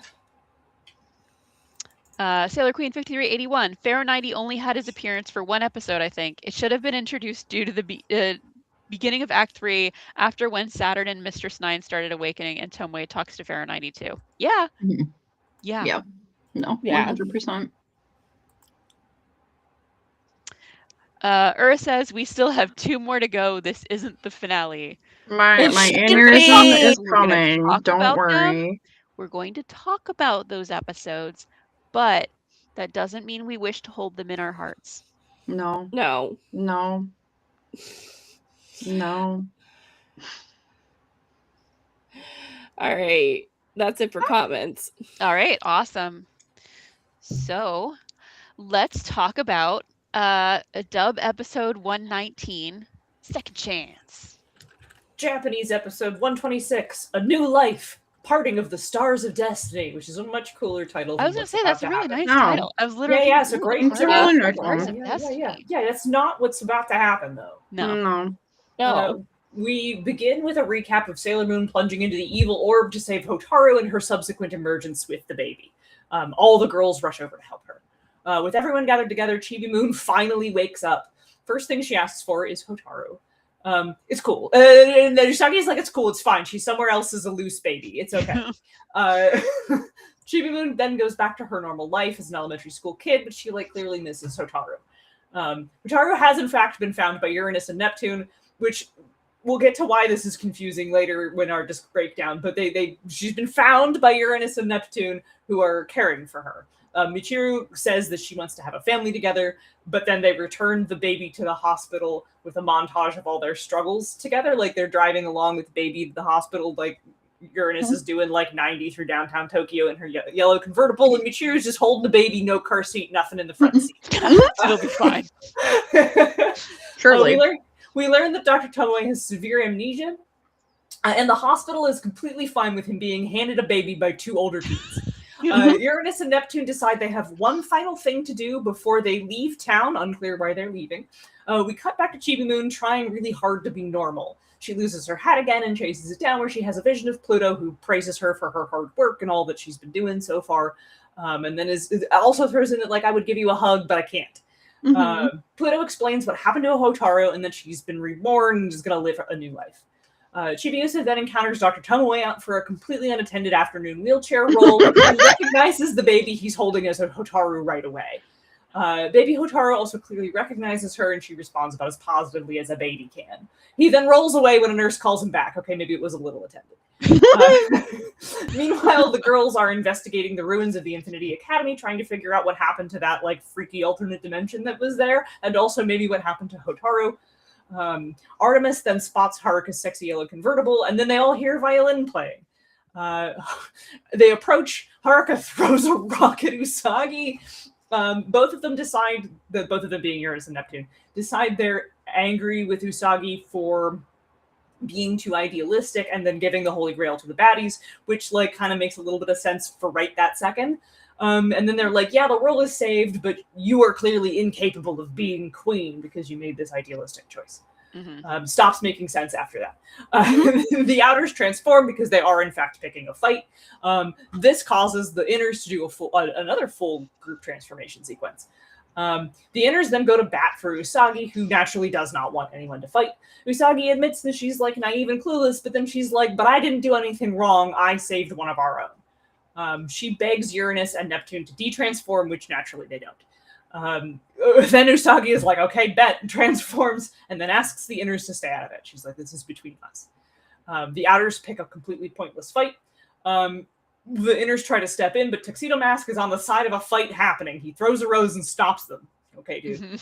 The fight then gets kind of physical. There's kicks and throwing elbows and shit. And Neptune like puts Moon in like a Hepkido lock, like she locks her arm like behind her back. And then the Moon starts glowing with some kind of inner holy light, and that makes Neptune let her go, resulting in Uranus's flying knee hitting her girlfriend instead.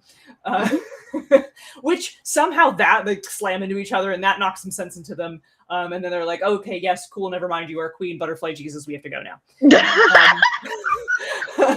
Beautiful. Haruka has this little exit monologue talking about how the Messiah saved us too. They were also saved by Butterfly Jesus, but were you? Okay. Then Chibi Moon, who is on a school trip, gets off the bus, and she runs to Mamoru and is really happy to see everyone, and then Harumichi drive off into the sunset at the end. Oh, the cousins counter. We are free. We're free. Or We're was free. It remained at 20 after Marine Cathedral, thank God.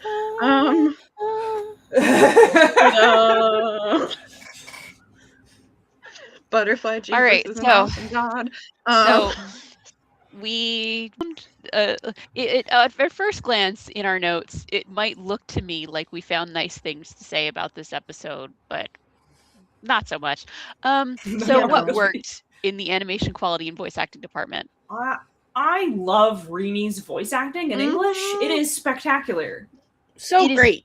Impeccably good. 3 different of us all like +1 that comment. If That's how good anybody it is. knows how to get in contact with Chibi Moon's old voice actor, please let me know.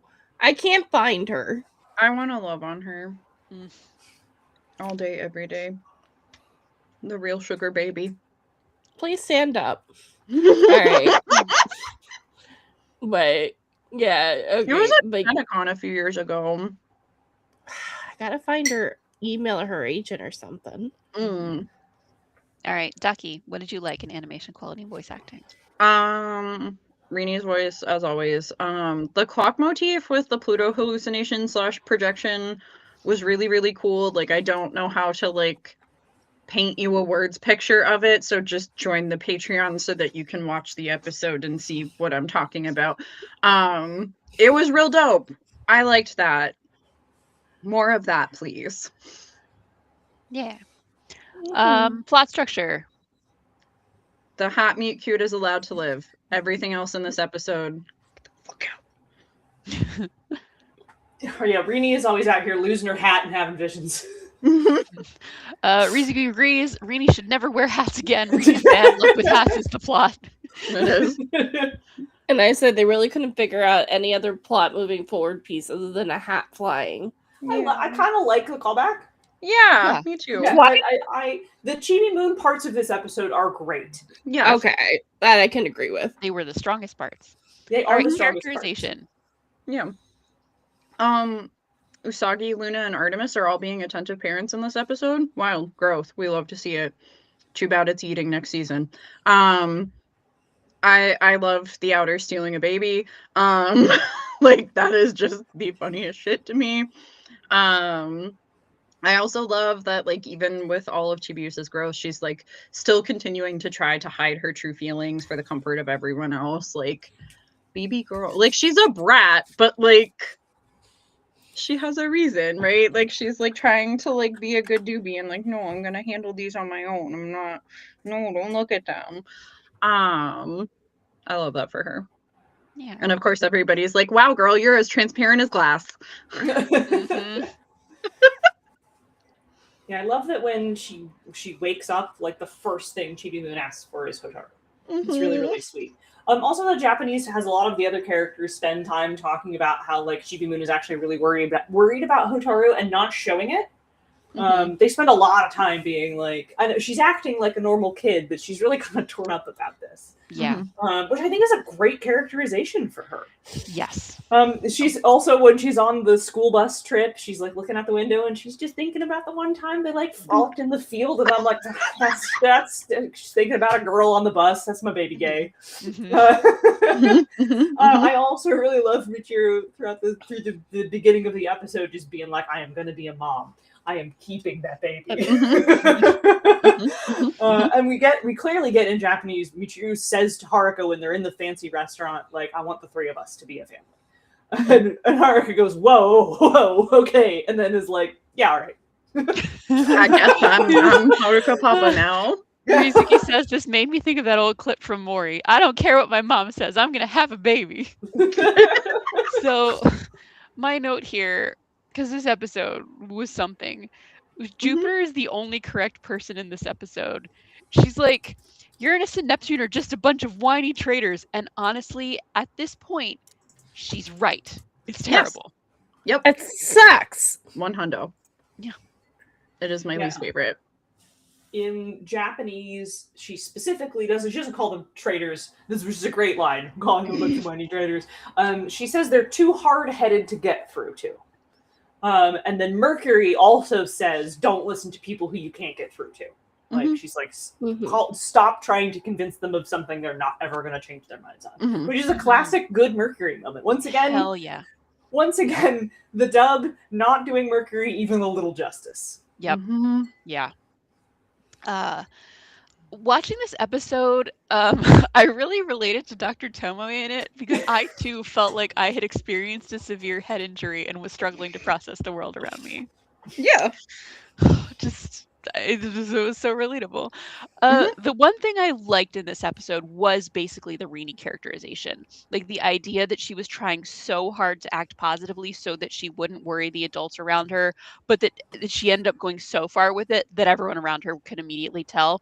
Really, we've talked about that before. Love that characterization beat. Yeah, when she talks to Pluto, she says, I'm gonna be, like, Pluto's like, I'm not physically manifested, I'm spiritually projecting to you. And then Chibius is like, I'm gonna be all alone without you or Hotaru. And it's just like, it broke my heart a little bit, but then Pluto is like, girl, no, you have all your other friends. What are you talking about? It's gonna be okay. Also, you're gonna see both of us again. Don't worry. Yeah. Like, all right. Relevance to the ongoing story. Rizuki says, not in any capacity. I mean, for Rini, sure. She got semi-closure with Pooh and just a baby Taru. Yeah. She's just a baby. Also, I need the pit, like, audio edit of somebody referring to baby Hotaru as baby Jane Doe. Anyway, this could have been an end credits epilogue from the last episode, truly. Like, just swap out the regular, like, end credit animation and put, like, your little, like, cutscenes here and bing, bang, boom. We did not. Yep. This episode could have been an email.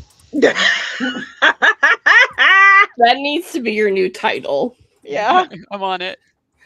Oh my god. No, just make the Rini part an after credit scene and free us. Yeah. All right. So, was it exciting and engaging even if it wasn't relevant or high quality? Rizuki says, no, not at all. And I said, God, no. This episode was some sort of psychic torture.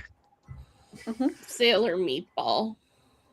Oh yeah, that did happen. Yeah, see my title. This is my end of season aneurysm episode. This broke my brain in the same way as the season opener. I don't think like quite as bad because like the Chibi Moon moments were like palatable, but the rest of it I was like, oh god, take me back to the season opener. I'd rather watch that again. Please, I'm begging. Which says a lot. Yeah. Standout moment? Great. Let's blow this pop stand. I think was Haruka saying. It was great. Let's blow this pop stand. That's better. Thank you. You said that with way too much energy, Ducky. How dare you? Love pop stand. Like that said, there's like such flat affect. it was not meant to be that funny, but it was that funny for me. And then Chibiusa at one point echoes Pluto saying like as a little baby, and she's like, as a little baby, and that was just really wholesome. Yep. Rizuki liked Michelle kidnapping a baby. Yeah. They drew a pretty cloud in the background. Hey, you found something. I'm proud of you. Favorite part. Rizuki's favorite part was it ending. I Agreed. upvoted that by 10,000. Congratulations to Pluto on still being semi-dead so that she was exempt from the character assassination in this episode. She dodged a goddamn bullet. She sure did. Oof. Favorite character of the episode. Bebe Hotaru. Rizuki agrees. Tiny disease-free baby Taru. Rini, for me, Rini. for sure. Rini for me. Yeah. Mhm. All right. Do we want to hit some comments? Yep. You see, those were our positive comments on this episode. That was the positives, folks. Ura says, oh, go ahead. No, that's what I was just laughing. I'm like, Ura. Ura says, what do you mean? This is clearly a 5 out of 5. Oh. Ura, meet me in the pit. Sailor5381 says, this episode got so intense when Neptune and Uranus literally were so mad at Usagi for saving Sailor Saturn. Again, Usagi's decision was the right call to save Saturn. Sailor Guardians stay together. Yeah. You know, the whole point of the show. A concept. Yeah. That's the point of the show. So true. Yeah. And then... Alright. I really, Sailor Queen 5381, I really do love the Moon versus Uranus and Neptune match, as I really enjoy Usagi using her power to defeat the couple in a one-hit KO. I'm really happy Usagi proves to them that she was the Messiah all along. Yeah, I think, like, there's no character assassination of Usagi in this episode. I think she comes off really well. She's like, all right, if you feel that a fight is what needs to happen for you to feel okay about this, cool. Okay, I'll do that. I won't. You can go 2-on-1, and I'll consider that a fair fight, and we'll make this happen. Like she's still at her most mature. Yeah, because I'm Butterfly Jesus, so that's fine. Like, let's settle this like little boys instead of girls in middle school of like psychological torture over a period of months. Like, let's just duke it out and be besties after. Yep. I don't know. I think you might be asking for a lot from them because. All right. Sailor Queen 5381 says, I would love to hear both Uranus and Neptune also said that Sailor Pluto was right all along about Usagi being the Messiah, as Pluto knew that Usagi was the one the whole time to save the world. Yeah, we don't get that. We really don't get resolution of the tension between Uranus and Neptune versus Pluto. Like, it's sort of gently bubbles quietly behind the scenes, which is very Pluto. But if you're not looking for it, you might never notice it. Yeah. All right, and we'll call there for comments for the night. For the section. Yeah. All right. So, what didn't work? Animation, quality, and voice acting. There are quite a few Canadian stories in this episode. I'm sorry, says Rizuki. I'm sorry. Oh, and then my mandatory I hate Uranus's voice acting note for me. Yup. We all agreed. Agreed. All right. Plot structure.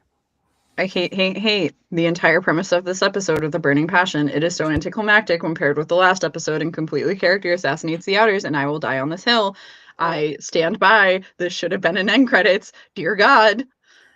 I'm dying on that hill with you. Dying right there with you. Yeah. I looked down and I found one of Morgana's springs like under my desk. Oh. She's not in here, but evidence that she was. Rizuki also agrees. She says we went from such an epic episode to this episode is so fucking stupid. This is the worst ever important episode. Like, there have been dumber episodes, but not dumber episodes that actually matter. This episode, because of that, fills me with a deep resentment that I don't think I'll ever fully be able to shed. Someone in the writer's room hated Uranus and Neptune, and it shows. This is homophobic. Yeah. This is Yeah! homophobic. Yeah. Actually, I am pulling the card. Ugh. It's so close to Pride Month. How dare you? How dare? How could they do this? We still have like a Characterization month and a issues. half. Don't say it's June already. Don't do that to me. No, don't you dare. No, I'm just being like, it's within 4 months. Nope. Characterization. What did we hate? The outers are misguided, but they're not the stupid. Oh my god. Also, no car seat for the infant. Really? Really? I'm calling child services. Also, fuck all the way off with this Tomoe redemption arc. I'm sorry. Also, if the man has like such bad amnesia from his freaking head injury, why are we handing him a literal That's infant? what I'm saying. No hospital would be like, sure, hand him a child, nothing could go wrong. Like, They also let him roll around unattended, so like... Yeah.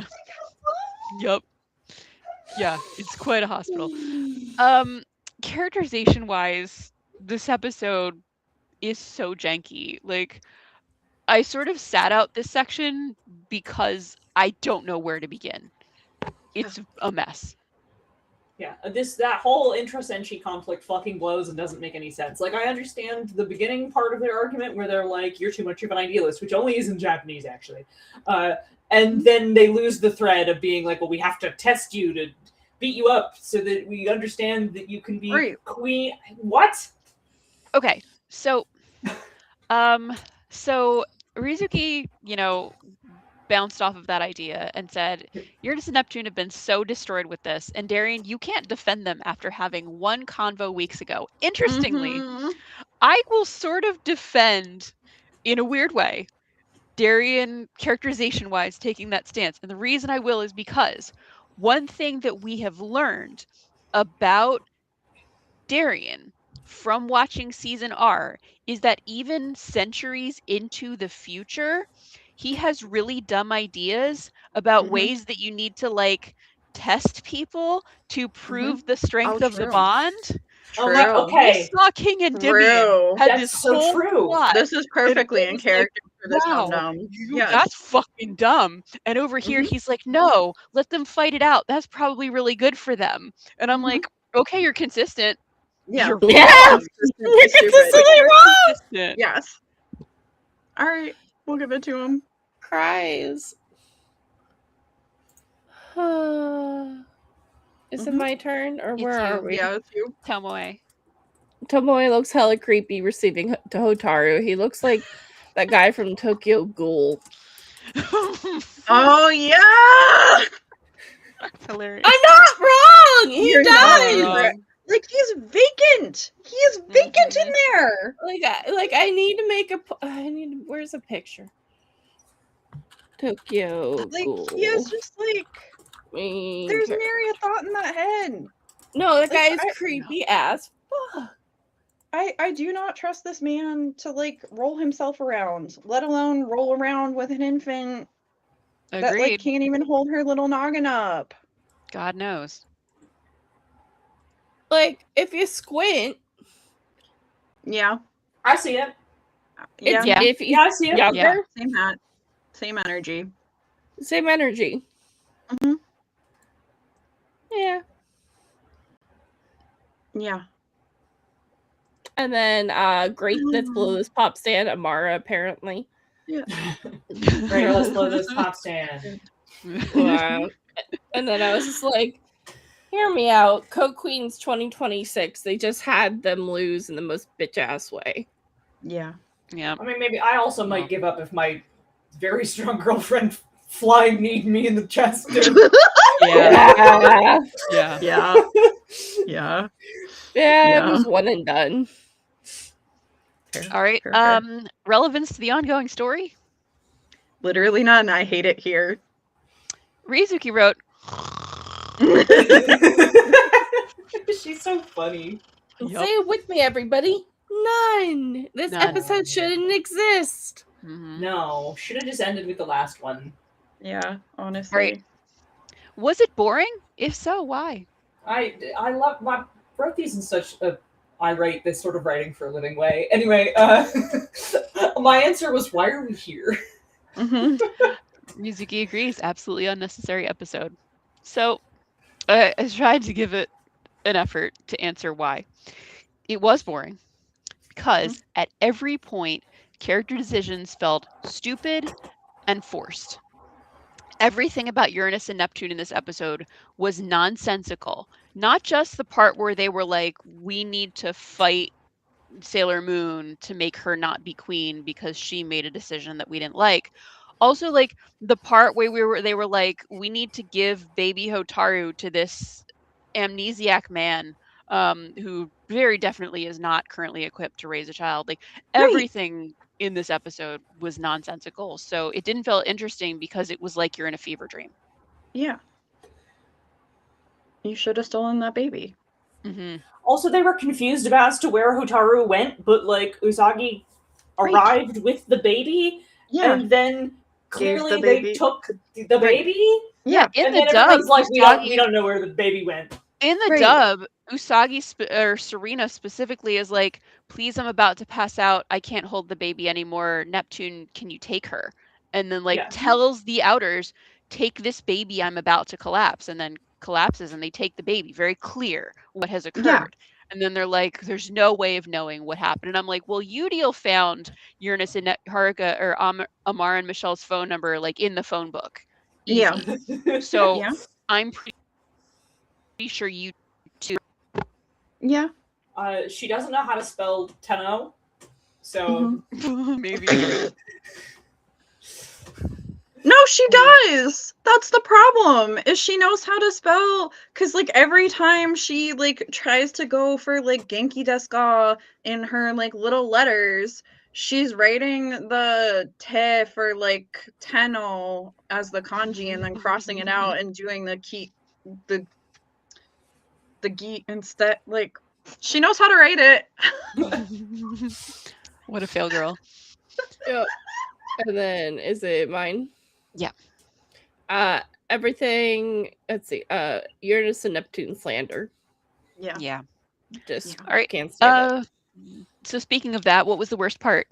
Literally everything that did not involve baby Hotaru and Rini. Yeet me into the sun, please. Tuxedo Mask, like, girl, you talked to them once. You are not friends. Stop caping for them. So true. Stop Mizuki says, who told them the fighting sounds were good? Yeah. I have to agree that the whole thing is bad, minus the Rini parts. The Rini parts are really cute. Yeah, the Rini parts can stay. Mm-hmm. All right. Thing it could have done entirely without. Full team transformation when this is a 2v1 fight. So true. Well, almost was a 6v1 fight, frankly. Yeah. Uh-huh. Oh, I cooked. Jesus Christ. Oh my God, you did. You tried. Okay. Ugh. It was on a tear. Cooking mama. What would make it better? Because Rizuki came in strong with not existing. And the rest of us were all like, yes. Which we agreed with. But then you were like, no, wait. let me try. And I was like, via con Dios. Because yeah, like I hit a certain point where I get so mad that I'm just gonna do something out of spite. See entire Edelgard cosplay. Anyway, okay. So we changed the order of the episodes. If the battle in this episode happened pre our final boss, Mighty Nine. Hi, I have Critical Role brain rot.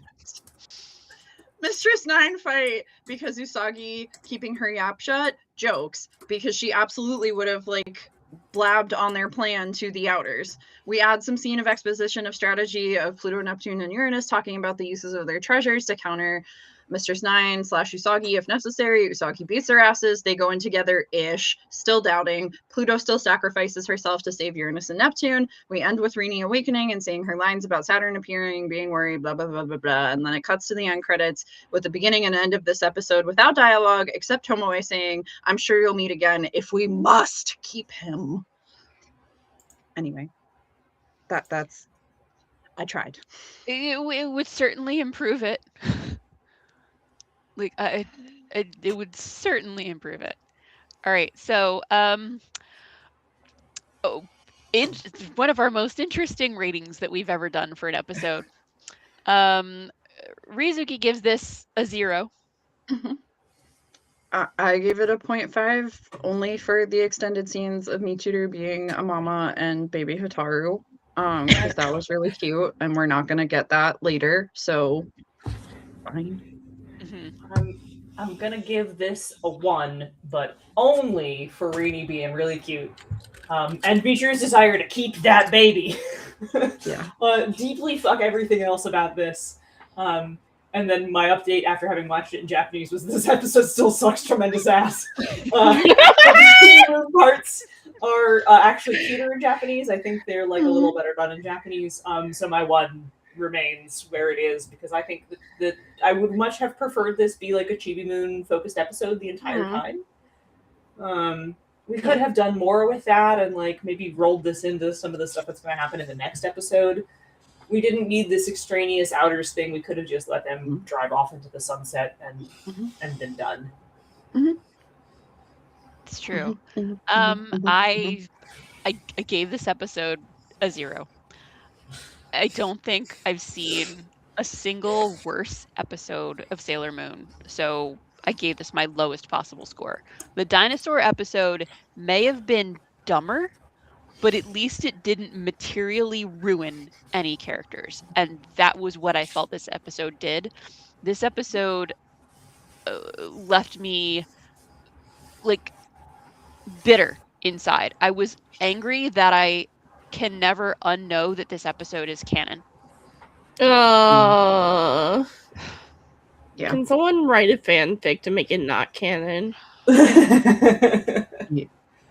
Like, leftover diamonds, possess them, I don't give a shit. Like, just read the manga. Just read the manga. Just read the manga. There is a better version of this. It's called the manga. The manga. Yep. I gave it a 0 because I can't give it anything closer than the dirt it deserves to walk on. I think this is the only time Monica has come in with a higher score than any of the rest of us. Yeah. Yeah, for one. Yeah, normally I'm kind of a hater before anything else. I think the Chibi Moon parts are so strong, actually. Yeah. I like them too much to totally discount this episode. Yeah. Just watch the first half of the episode, and when Chibi Moon gets off the bus and like has the just turn off. Yeah. Good idea. Yeah. I love that idea. Yeah. Okay. Yeah. Okay. It's like Marley and me. What are we giving this? Yeah. I mean, it's still going to average down to That's a 0. fine. Yeah. That's 0. 3 of us came in with 0. Yeah. 1.5 and 1. Yeah. Oh shit, did I forget to do that last time? Oops, my bad. I don't think I updated the number last time. No problem. While you're doing that, we'll do our smash or pass. So Rizuki asks, so are Uranus and Neptune the villain monster of the week? Smash power makeup, baby. Yeah, if it's Harumichi, they're smash for sure. Oh my god, yes. Yeah. Yeah. Once again, that gif of Shakira smashing the voice. Smash, of course. Of course. Okay, I can't find one that's 0 stars, so we're just gonna... Michi's comment, by the way, was specifically the biggest smash I can give. Yes. I am nothing if not transparent about my loves. Alright, there we go. Sorry about that. I clicked on something on my cell phone and it made noises. No, you're fine. There we go. Excellent. I was in the process of I was just going to type a 0 in Comic Sans in a Word document if you could get that going. That's all it deserves. It doesn't deserve the nice graphic. Oh my god. Yep. Rip. We did it. Okay. So, Thank you. no, do we didn't. recommend it? Rizuki says, sweet baby Jesus, no. Watch your food in the microwave instead. No. Hilarious. And I also said, good God, no. I said on 3x speed on mute, but I like the idea of like watch the first half and then shut it off. Yeah, watch the first half and then turn it off. Yeah. I said, please no. Deny you have ever seen it. Deny it exists. Don't let your friends watch it. Friends don't let friends watch. Friends don't let friends watch episode 119/126. Oh my god. Watch the dinosaur episode instead. It's better. It's just all crap. Ironically, the dinosaur episode, a worse character episode for Chibi Moon. Yeah.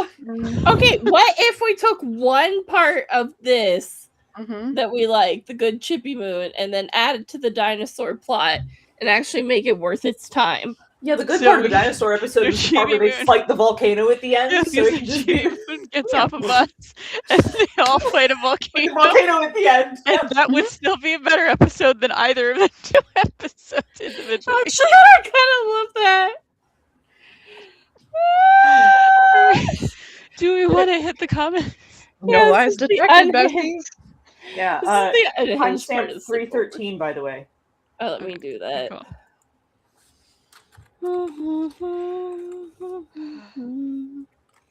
Add it. All right. Comments. Okay. All right. Sailor Queen 5381 says 100% truth. She says that Uranus and Neptune were too hard-hearted to listen, as they weren't going to listen. Makoto was in the right to say that. Sailor Guardians must save everyone. No sacrifices. Okay. Okay. And then.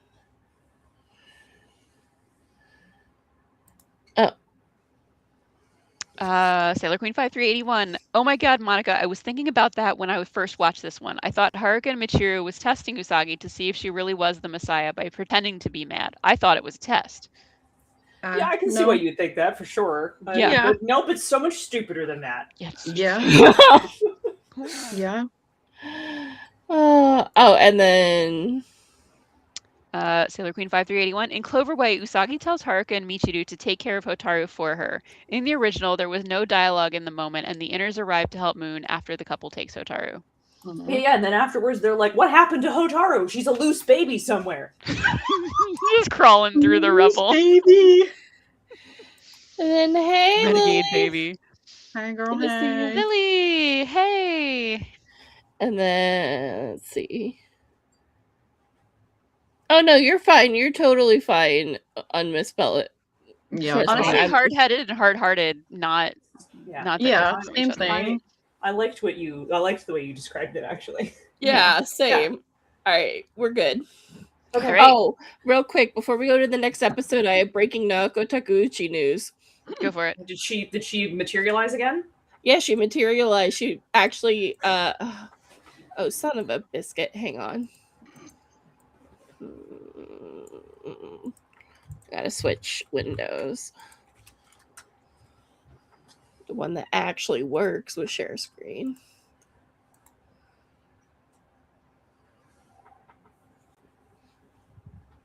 Okay, Sports Nippon feature. Naoko Taguchi responds to the Artemis 2 mission that featured Artemis Plush at Mission Control Center. Thank you for watching over humanity's great achievement for 10 days. You did a wonderful job. Oh, good job, Artemis. We're so proud of him. I'm not surprised she weighed in on that because she was super into that. I mean, like I'm sure she probably still is. People's interests don't tend to change that much. Yeah. But like, yeah, she was like really inspired by like by space travel, and then there's like a bit in one of the manga where she talks about like getting to go to Cape Canaveral. Yeah. Oh yeah. I have it. It's the it's in like the manga notes for the manga edition of the Super movie. Mm-hmm. I still have like the Tokyo Pop like small version of that. It's so cute. Well, I think great news for everybody who's super into like, you know, the Artemis mission and things like that. The next thing we're going to be watching is the S movie for fans of astronomy. Yeah. Actual astronomers and that. Well, I mean, actual fictional astronomers. Yeah. Story, but yeah. But like, oh my god, look, she talked a lot. Oh my gosh. In the manga, he's the little cat who sends instructions to the Sailor Guardians from the command room, she said. That was just a fantasy that existed only in the story. So to think that 30 years later, Artemis would appear in NASA's Mission Control, a place I've always admired, is incredible. I'm so jealous. Thank you for watching over humanity's greatest achievement for 10 days. You did a wonderful job. That's true. He is the one in Central Command. He He is. is the command. Someone's a Ugh. Mooney. What a good boy. Yeah. We're so proud of him. Yeah, so I'll share this in our Discord. I like the next thing that's like, I made my husband watch it with me. He has no interest in space, and I made him stay up late. Doesn't matter. She has done so much for him. He can. She has. He recently posted, he's like, literally the reason that my stuff is still coming out is because of my wife. Yeah. Yeah. No. Aw, I'm overwhelmed that a classic 35-year-old ago is still being talked about around the world. I'm so happy. It may have been immature work. What are you talking about? Girl, stop being so humble. Girl! But I'm amazed to realize that the classics can be timeless across generations. Manga, anime, live action, it's such a blessing. This work continues to be shared in so many forms. Yeah. No. On that note, there was like the wholesomest interaction I had at Fan Expo Boston over the summer was like there was like a group of people that were like, oh, Sailor Moon, blah blah, to me as like Sailor V. And I was like, yeah, I'm Sailor Moon. That is the franchise. I had my own series. And then there was like this teeny tiny little, like she couldn't have been more than 5. And she's like, you're Sailor V. Sailor Moon has the buns. You have the bow. You are Sailor V. Like, can we get a picture, please? And I'm like, That's so cute. You're But just like, it's- you're right, I am. You're Yes. right. you're so correct. Damn right, Thank you so child. much. And we Oh my yapped about God. how Sailor Venus is her fave, and my whole Yeah, heart. you have the bow. Mhm. Yeah. Yeah, I love things that I she's would the have so said soft. at that age. Like, How old was she? she was like 5. She was a little Oh baby. my I'm like, God. thank Oh, you, Mom, for baby. raising her right. Like, Mhm. excellent parenting over here. Why do I That is feel like Mom's a Venus stan? Yeah. Well, hey, listen. But yeah, I hope everybody enjoyed our breaking Nako Takuchi news. Yes. Someone sent that to me Yes. and they like added me 4 times, and I'm like, what? And then I'm like, oh, okay, Thank wait, you, this but is calm relevant. down. Yes. Take a cold shower and repent. Yes. Yes. Yes. All right, squad, we gotta lock the fuck in for this last one. All right. Go. Let's lock Are we in. ready? Dub Alright, episode go. 120. Tough kindness. Japanese episode 127, A Guardian's Realization. Strength lies within a pure heart. True facts.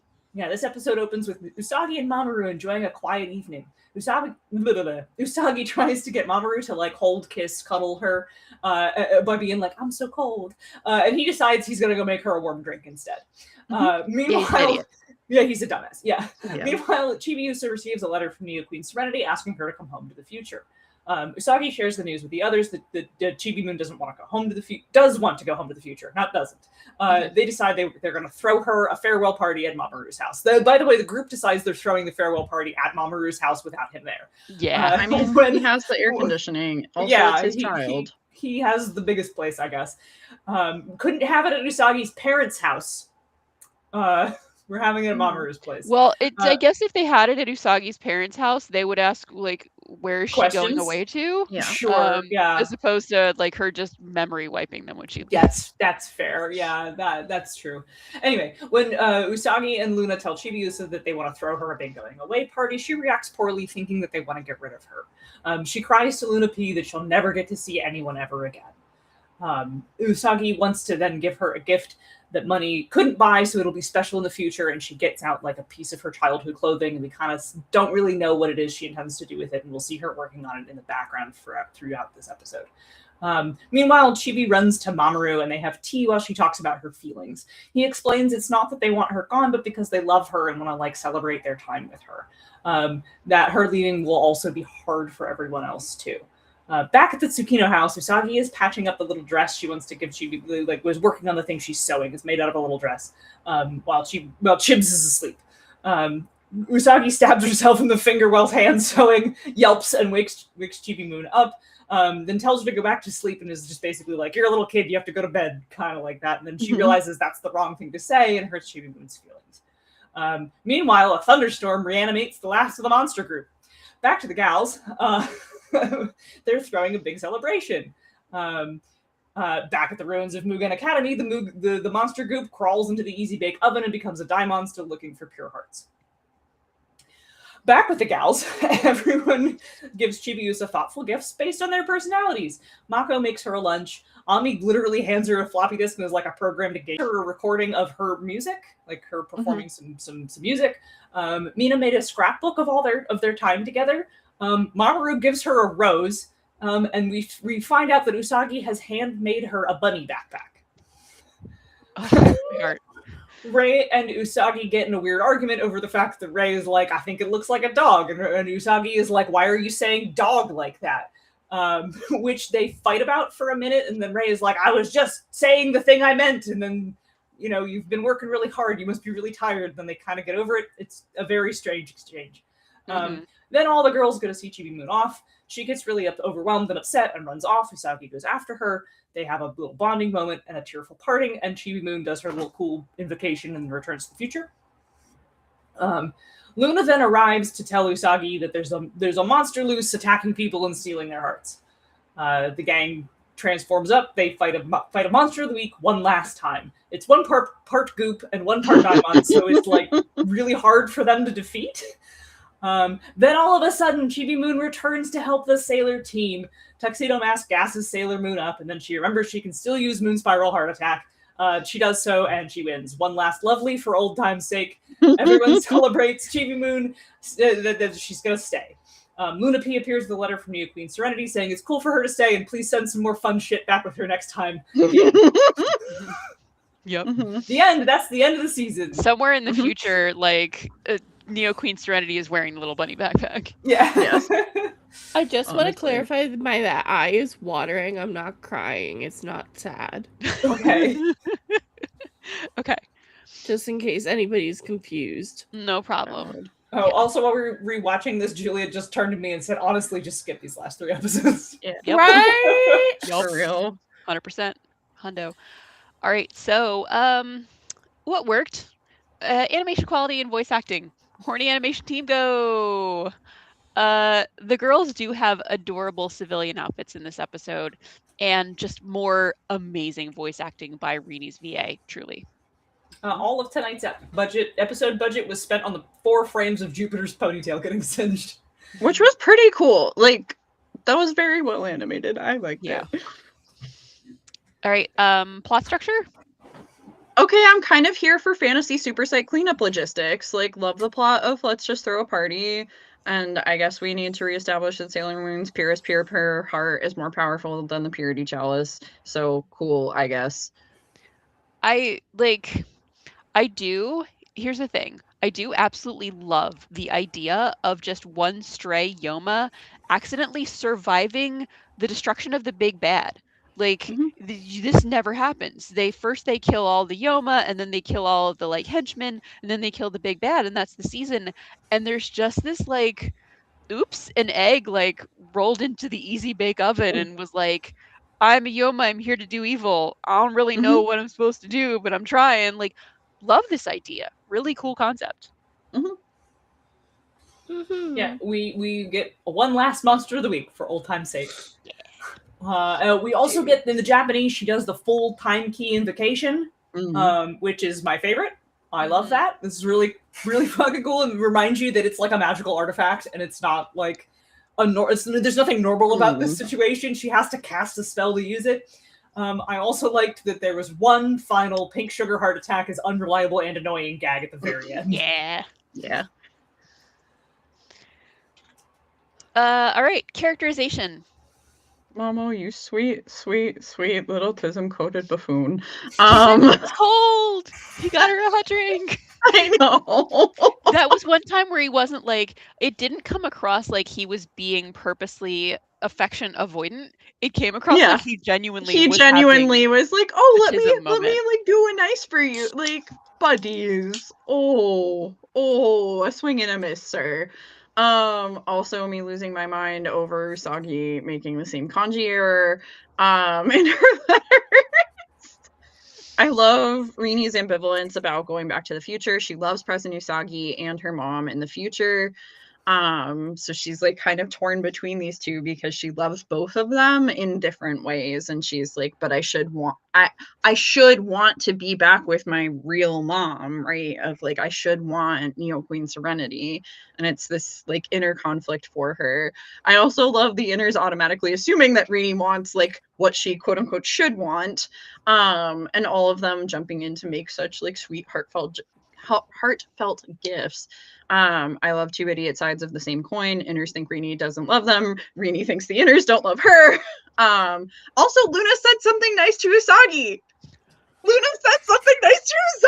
She did it. It happened. Holy shit! I gotta break out the graphic. We gotta dust it out. I think we've used it, what, 4 times? Yeah. Oh my god, Yeah, she did probably it. about 4. Me. On episode 120? Yep. Mm-hmm.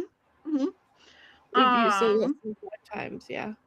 We had some really nice moments of growth in the bickering between Usagi and Rei, and Momo and Artemis being good dads as always. Like the bickering that they have in this episode is like still kind of me. Like they're still like biting at each other, but it's in like a more like dogs being bitey face, but not in the way where you're like, oh my god, are you about to kill each other kind of a way. It's like, oh okay, you're just playing bitey face. Which I really love. Yeah. Mm-hmm. I really need you all to know that for once the hot cocoa wasn't censorship. wasn't actually like coffee. A lot of the times it's censorship. Mr. Mamoru never wrote a social cue once in his life. Chiba really says, I was going to go make hot cocoa. Yeah. That's what he says in Japanese. He really was like, hot chocolate? That's what we need right now. Yeah. I also really like that Chiba Moon runs to her dad for emotional support, and he gives it to her. This is a pretty nice moment for both of them.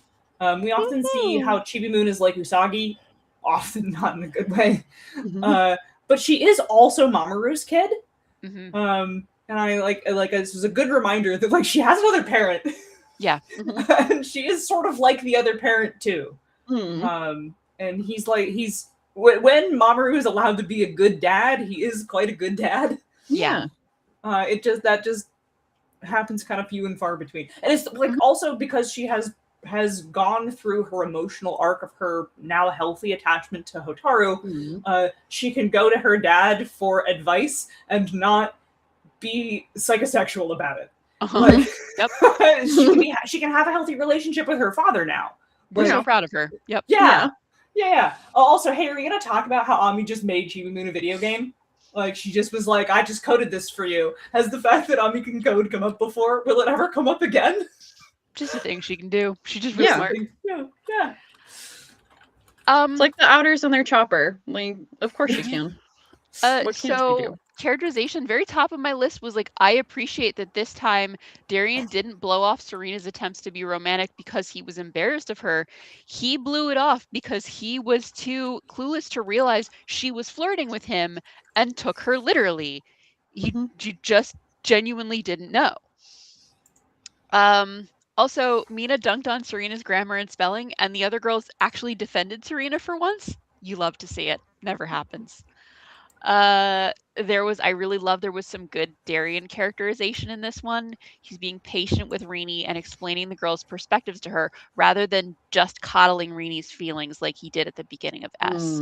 And we've really seen that growth in his maturity as a father figure, where in R, she keeps sort of running away to him, and rather than him like sort of giving Serena's perspective and things like that, he's just like, well, she wanted to be here, so I let her be here. And then in the beginning of S, he's still like sort of coddling her feelings in that way.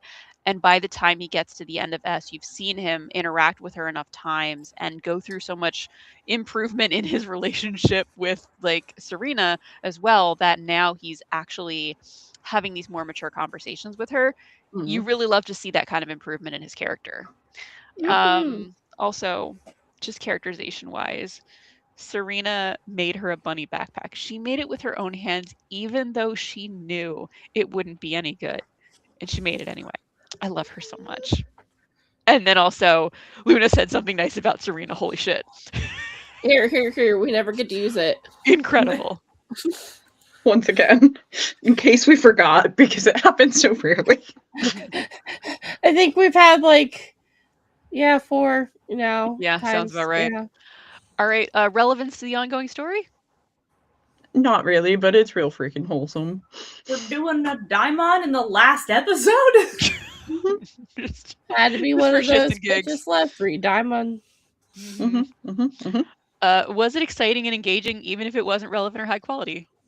I actually teared up a little bit in this one. It was just really wholesome. It was technically not necessary at all, but I found myself really enjoying it.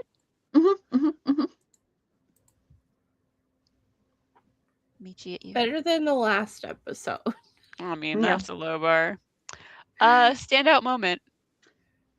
Test tube terror, despite the fact that I don't think the inners ever see how the diamond are made. So weird flex, but okay. Also just I love a little alliteration insult, so let's Same. go. The line, and don't forget me, I'm Tuxedo Mask. That one. I That am was also that made here. the moon. Favorite part. The little gift exchange, hands down, 10 out of 10. So cute. Showing how all the characters have really grown over the course of the season.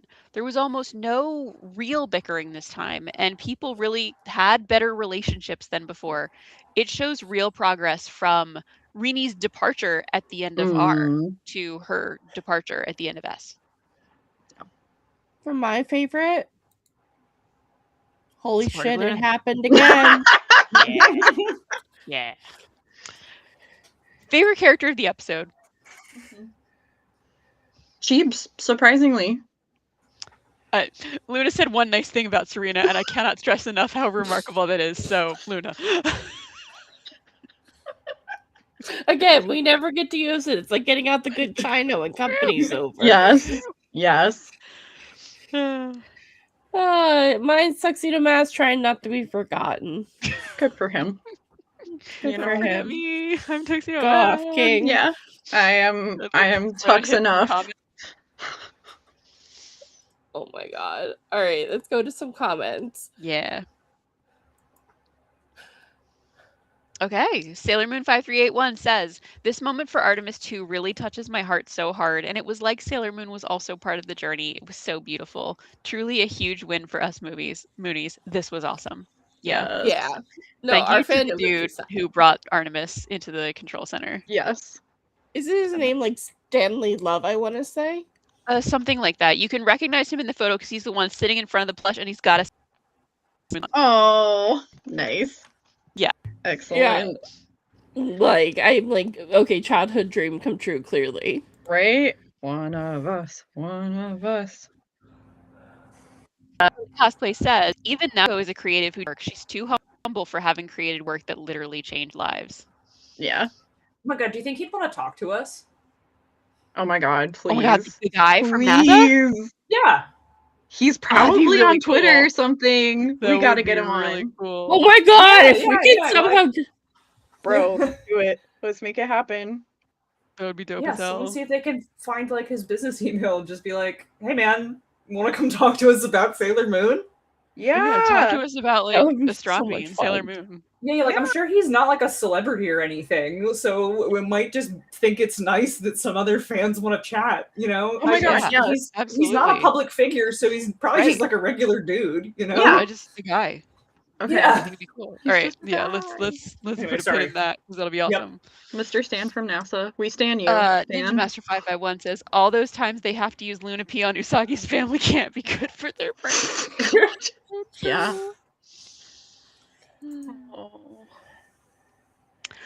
Sailor Queen 5381. Naoko Takeuchi is absolutely an incredible heroine and legend to us Moonies for inspiring everyone and touching many hearts worldwide. She's truly wonderful and so amazing, and I love her so much for that. Like her creative work, it just, obviously we're all good. together in this chat right now Yeah. because of that creative work that meant something to each of us. Yep. And then Sailor Queen 5381 says, I also do have a wild curiosity for the episode. If the evil Easy Bake Oven survived the destruction, I wonder if Udiel's machine that held Mehmet inside it also survived. Oh, I maintain that thing is still somewhere. She is forever in the Matrix. one day Mehmet's is gonna come out. They're gonna be like in their 80s, and they're gonna. Oh my god. Suddenly She's Mehmet. surviving. Like I said, she should have popped up in Persona 4. Yeah. She should have. If you've played Persona 4, that's very funny. Sir Lily Cosplay says the team really did get the emotion across in this episode. I distinctly remember Serena making the little bunny bag, even though it's been established that she's bad at all that kind of stuff. Yeah. She's gotten some lessons from Mako, but like still. Sailor Queen 5381 says, I really love the character growth for everyone in Sailor Moon S as they came so far and also becoming even stronger together as a team now. It was so good from beginning to end. Yeah, and then we will do our best to make it happen. We've done some random shots in the dark before, and they've come through. So hey, yeah, we've been able to contact people we never expected to. So yeah, so hey, we'll keep trying. Okay, we're good on comments. All right. Heck yeah. So we had an amazingly brief, like the brief section. Angry. I had homework and I did not do it. It's okay. Animation quality and voice acting. What didn't we like? We spent all our frame budget on the last 4 episodes, so this one has a frame rate of a Flash cartoon. Does anyone even still know what a Flash cartoon is anymore? Not this audience. We're all in our 40s. We know. Yes. All millennials, not this audience. Yeah. The kids know. I said I was gonna go ask the youth because I work with them and promptly forgot to ask the youth. I'm pretty sure my 20 something kids know. But I was informed by one of the interns the other day. I was trying to say yeah, right, have client write the cringiest song a la Rebecca Black's Friday, just lean into the cringe. It doesn't have to be perfect. In fact, make it terrible on purpose. And she was like, Jess, I know what that is. I don't think this kid's gonna know what Rebecca Black. I mean, Rebecca Black went on to make actually good music. Yeah, no, she did. Yeah, exactly. And she's gay.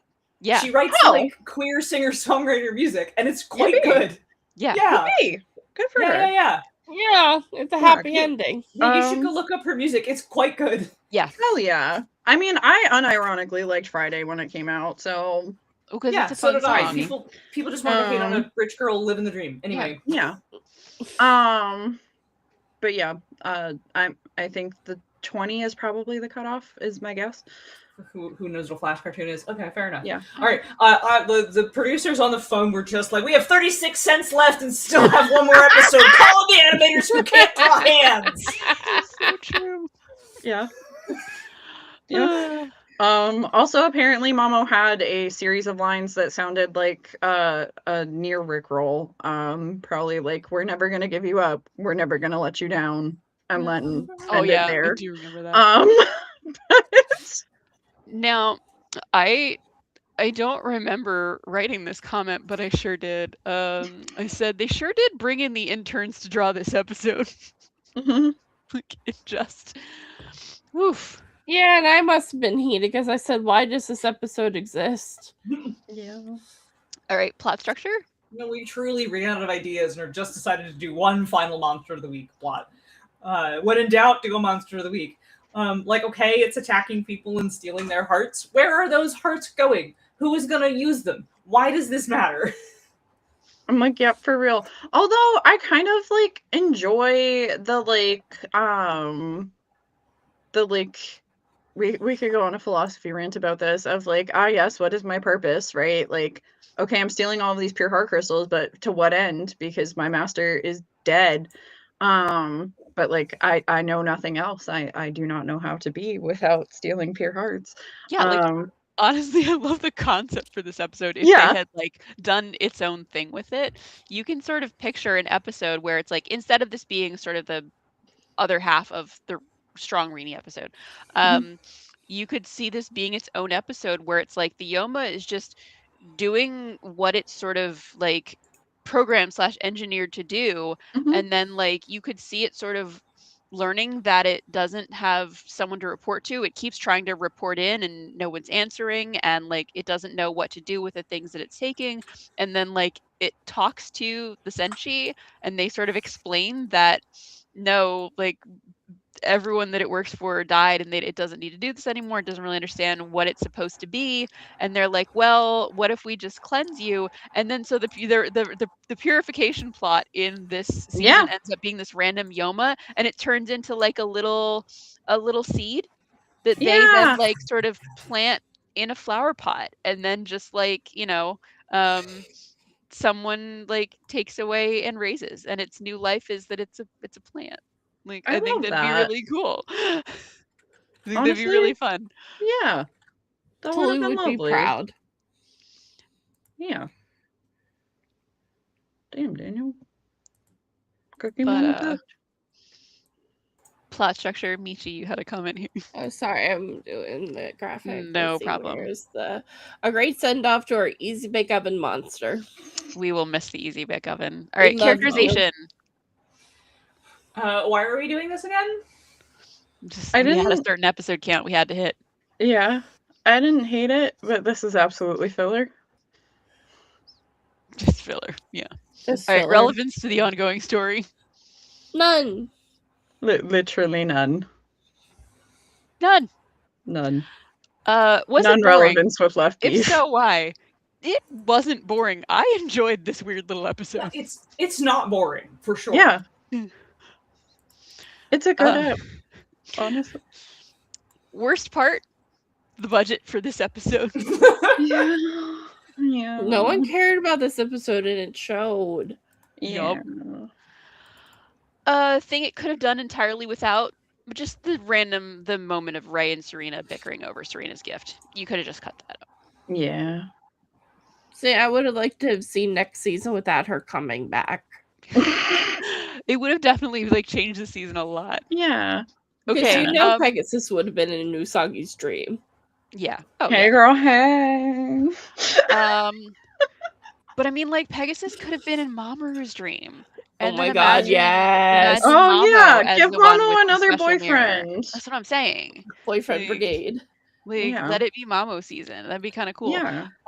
Okay, what would make this episode better? I sort of already talked about my idea for what to take the Damon concept and make it its own episode. So yeah, you already got my take on that. Yeah, honestly. All right, let's rate this bad boy. I gave it a solid 3. Like, I feel like put like anywhere else, it would have been great. Like, it would have been like a just fine filler episode. Like, it's a weird end to the like. It's a nice palate cleanser for what happened before. So. Yeah, like a 2.5. This was solidly average for me. Like this was pure filler. It didn't need to exist in any way, but like I just kind of enjoyed it. Yeah. 2. Yeah, like a 2-ish for me. Like it's not a good episode, but it isn't boring. Yeah. Yeah. Like it's not good. I just liked it. Like makes no sense to Kelsey though. Oh, like perfectly describes this episode. You know I'm all for it was not good, but I did like it. Yep. Yeah. Yep. All right. Smash or pass? I don't have a uterus anymore, but I still feel like the active radiation from the Easy Bake Oven is probably not great. So pass. Yeah, that's fair. Yeah. Big pass. This is still a sexy object. I'm passing. Thumbs down.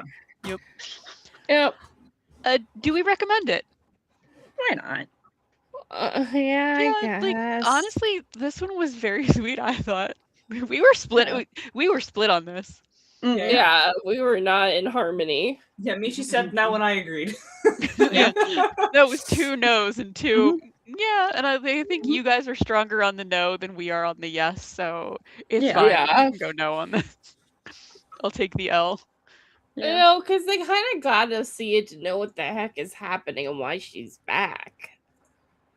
I mean, Or else it's like She's she here. never leaves. Yeah, no, you could Yeah. just have at the beginning of Super S be like, for some reason Palpatine returned. Yeah. I mean, like I said previously, the thing that would make everything better is we took the front half of the previous episode, cut some of the extraneous Yeah. stuff from this episode, and put Yep. them together. Yeah. We didn't for need the sure. Monster of the Week plot, and Yep. we didn't need Yeah. the Uranus and Neptune. Uranus and Neptune thing. shit. Yeah, Mhm. and we just put that together, and we have a really great Reenie finale. Yeah. Yeah. Honestly, mood. Oh my god. You can, in fact, if you need to like write Uranus and Neptune off into the sunset for some Mhm. reason, which you don't, but Yeah, they're just you going can off be on like, you can be vacation. like, you can have them be like, we need to go off to work on like returning Pluto to Yeah. the realm of the living or whatever. Like Yeah. have them say we need to, because we're outers and we're a 3-person team, it's Yeah. our duty to restore Pluto. We gotta go fight her dad.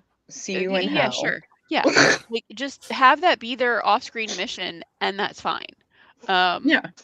It would make Or sense. they could have just taken the baby the whole Yeah, time. like and Yeah, just they be could like, take the we're manga. gonna They could go. She's one of ours, actually. We're gonna go raise her. Because I believe that's what Bye. happens in the manga. Yeah. Yeah, but so it may be that they didn't want so it's possible that they were like, maybe we want the happy ending where like Tomoe gets to raise his daughter and blah blah blah, so we don't want to do that. And then I don't know what the timing is in terms of when S was made versus how far they were in the manga. So they may not have known that like they actually need the otters to come back. Yeah. Fair. So then later they were like, ah shit, we gotta have them steal the baby back again. You and download a baby. Material's like download. She will download the shit out of that baby. Yeah, she would. Yeah, free baby. Oh my god. god. I mean, he's not wrong. All right, yeah. So let's No. do the comments. That's all we got left. It's true. Alright. No lies detected. Let's see. Which one is proper? Oh, here, just so you know, you did have people who knew. Yeah. But you're a millennial. Again, Of course you you're know a what millennial. Flash cartoon We know. is. We were there. Yes. We didn't. You're We don't have to cite the D activated magic like a to you. sleeper agent the second someone says badger, badger, badger. True. Yo, lobster does stick to magnet. Yeah. Oh my god. Sailor Queen 5381 says, I actually love the idea of the final daemon being turned into a seed and becomes a flower, symbolizing a new beginning, a new life. Thank you. Yeah, exactly. That's so pretty. Cooking mama cook. Here come the activated millennials in the Yeah, comments.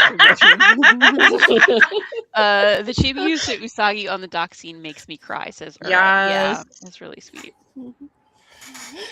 And then this one made me laugh. Ura also says, yes, give Mamoru another boyfriend. He had Motoki, Fiore, now Helios, and next season Chad tends to his bath. He had a boyfriend harem. Yeah.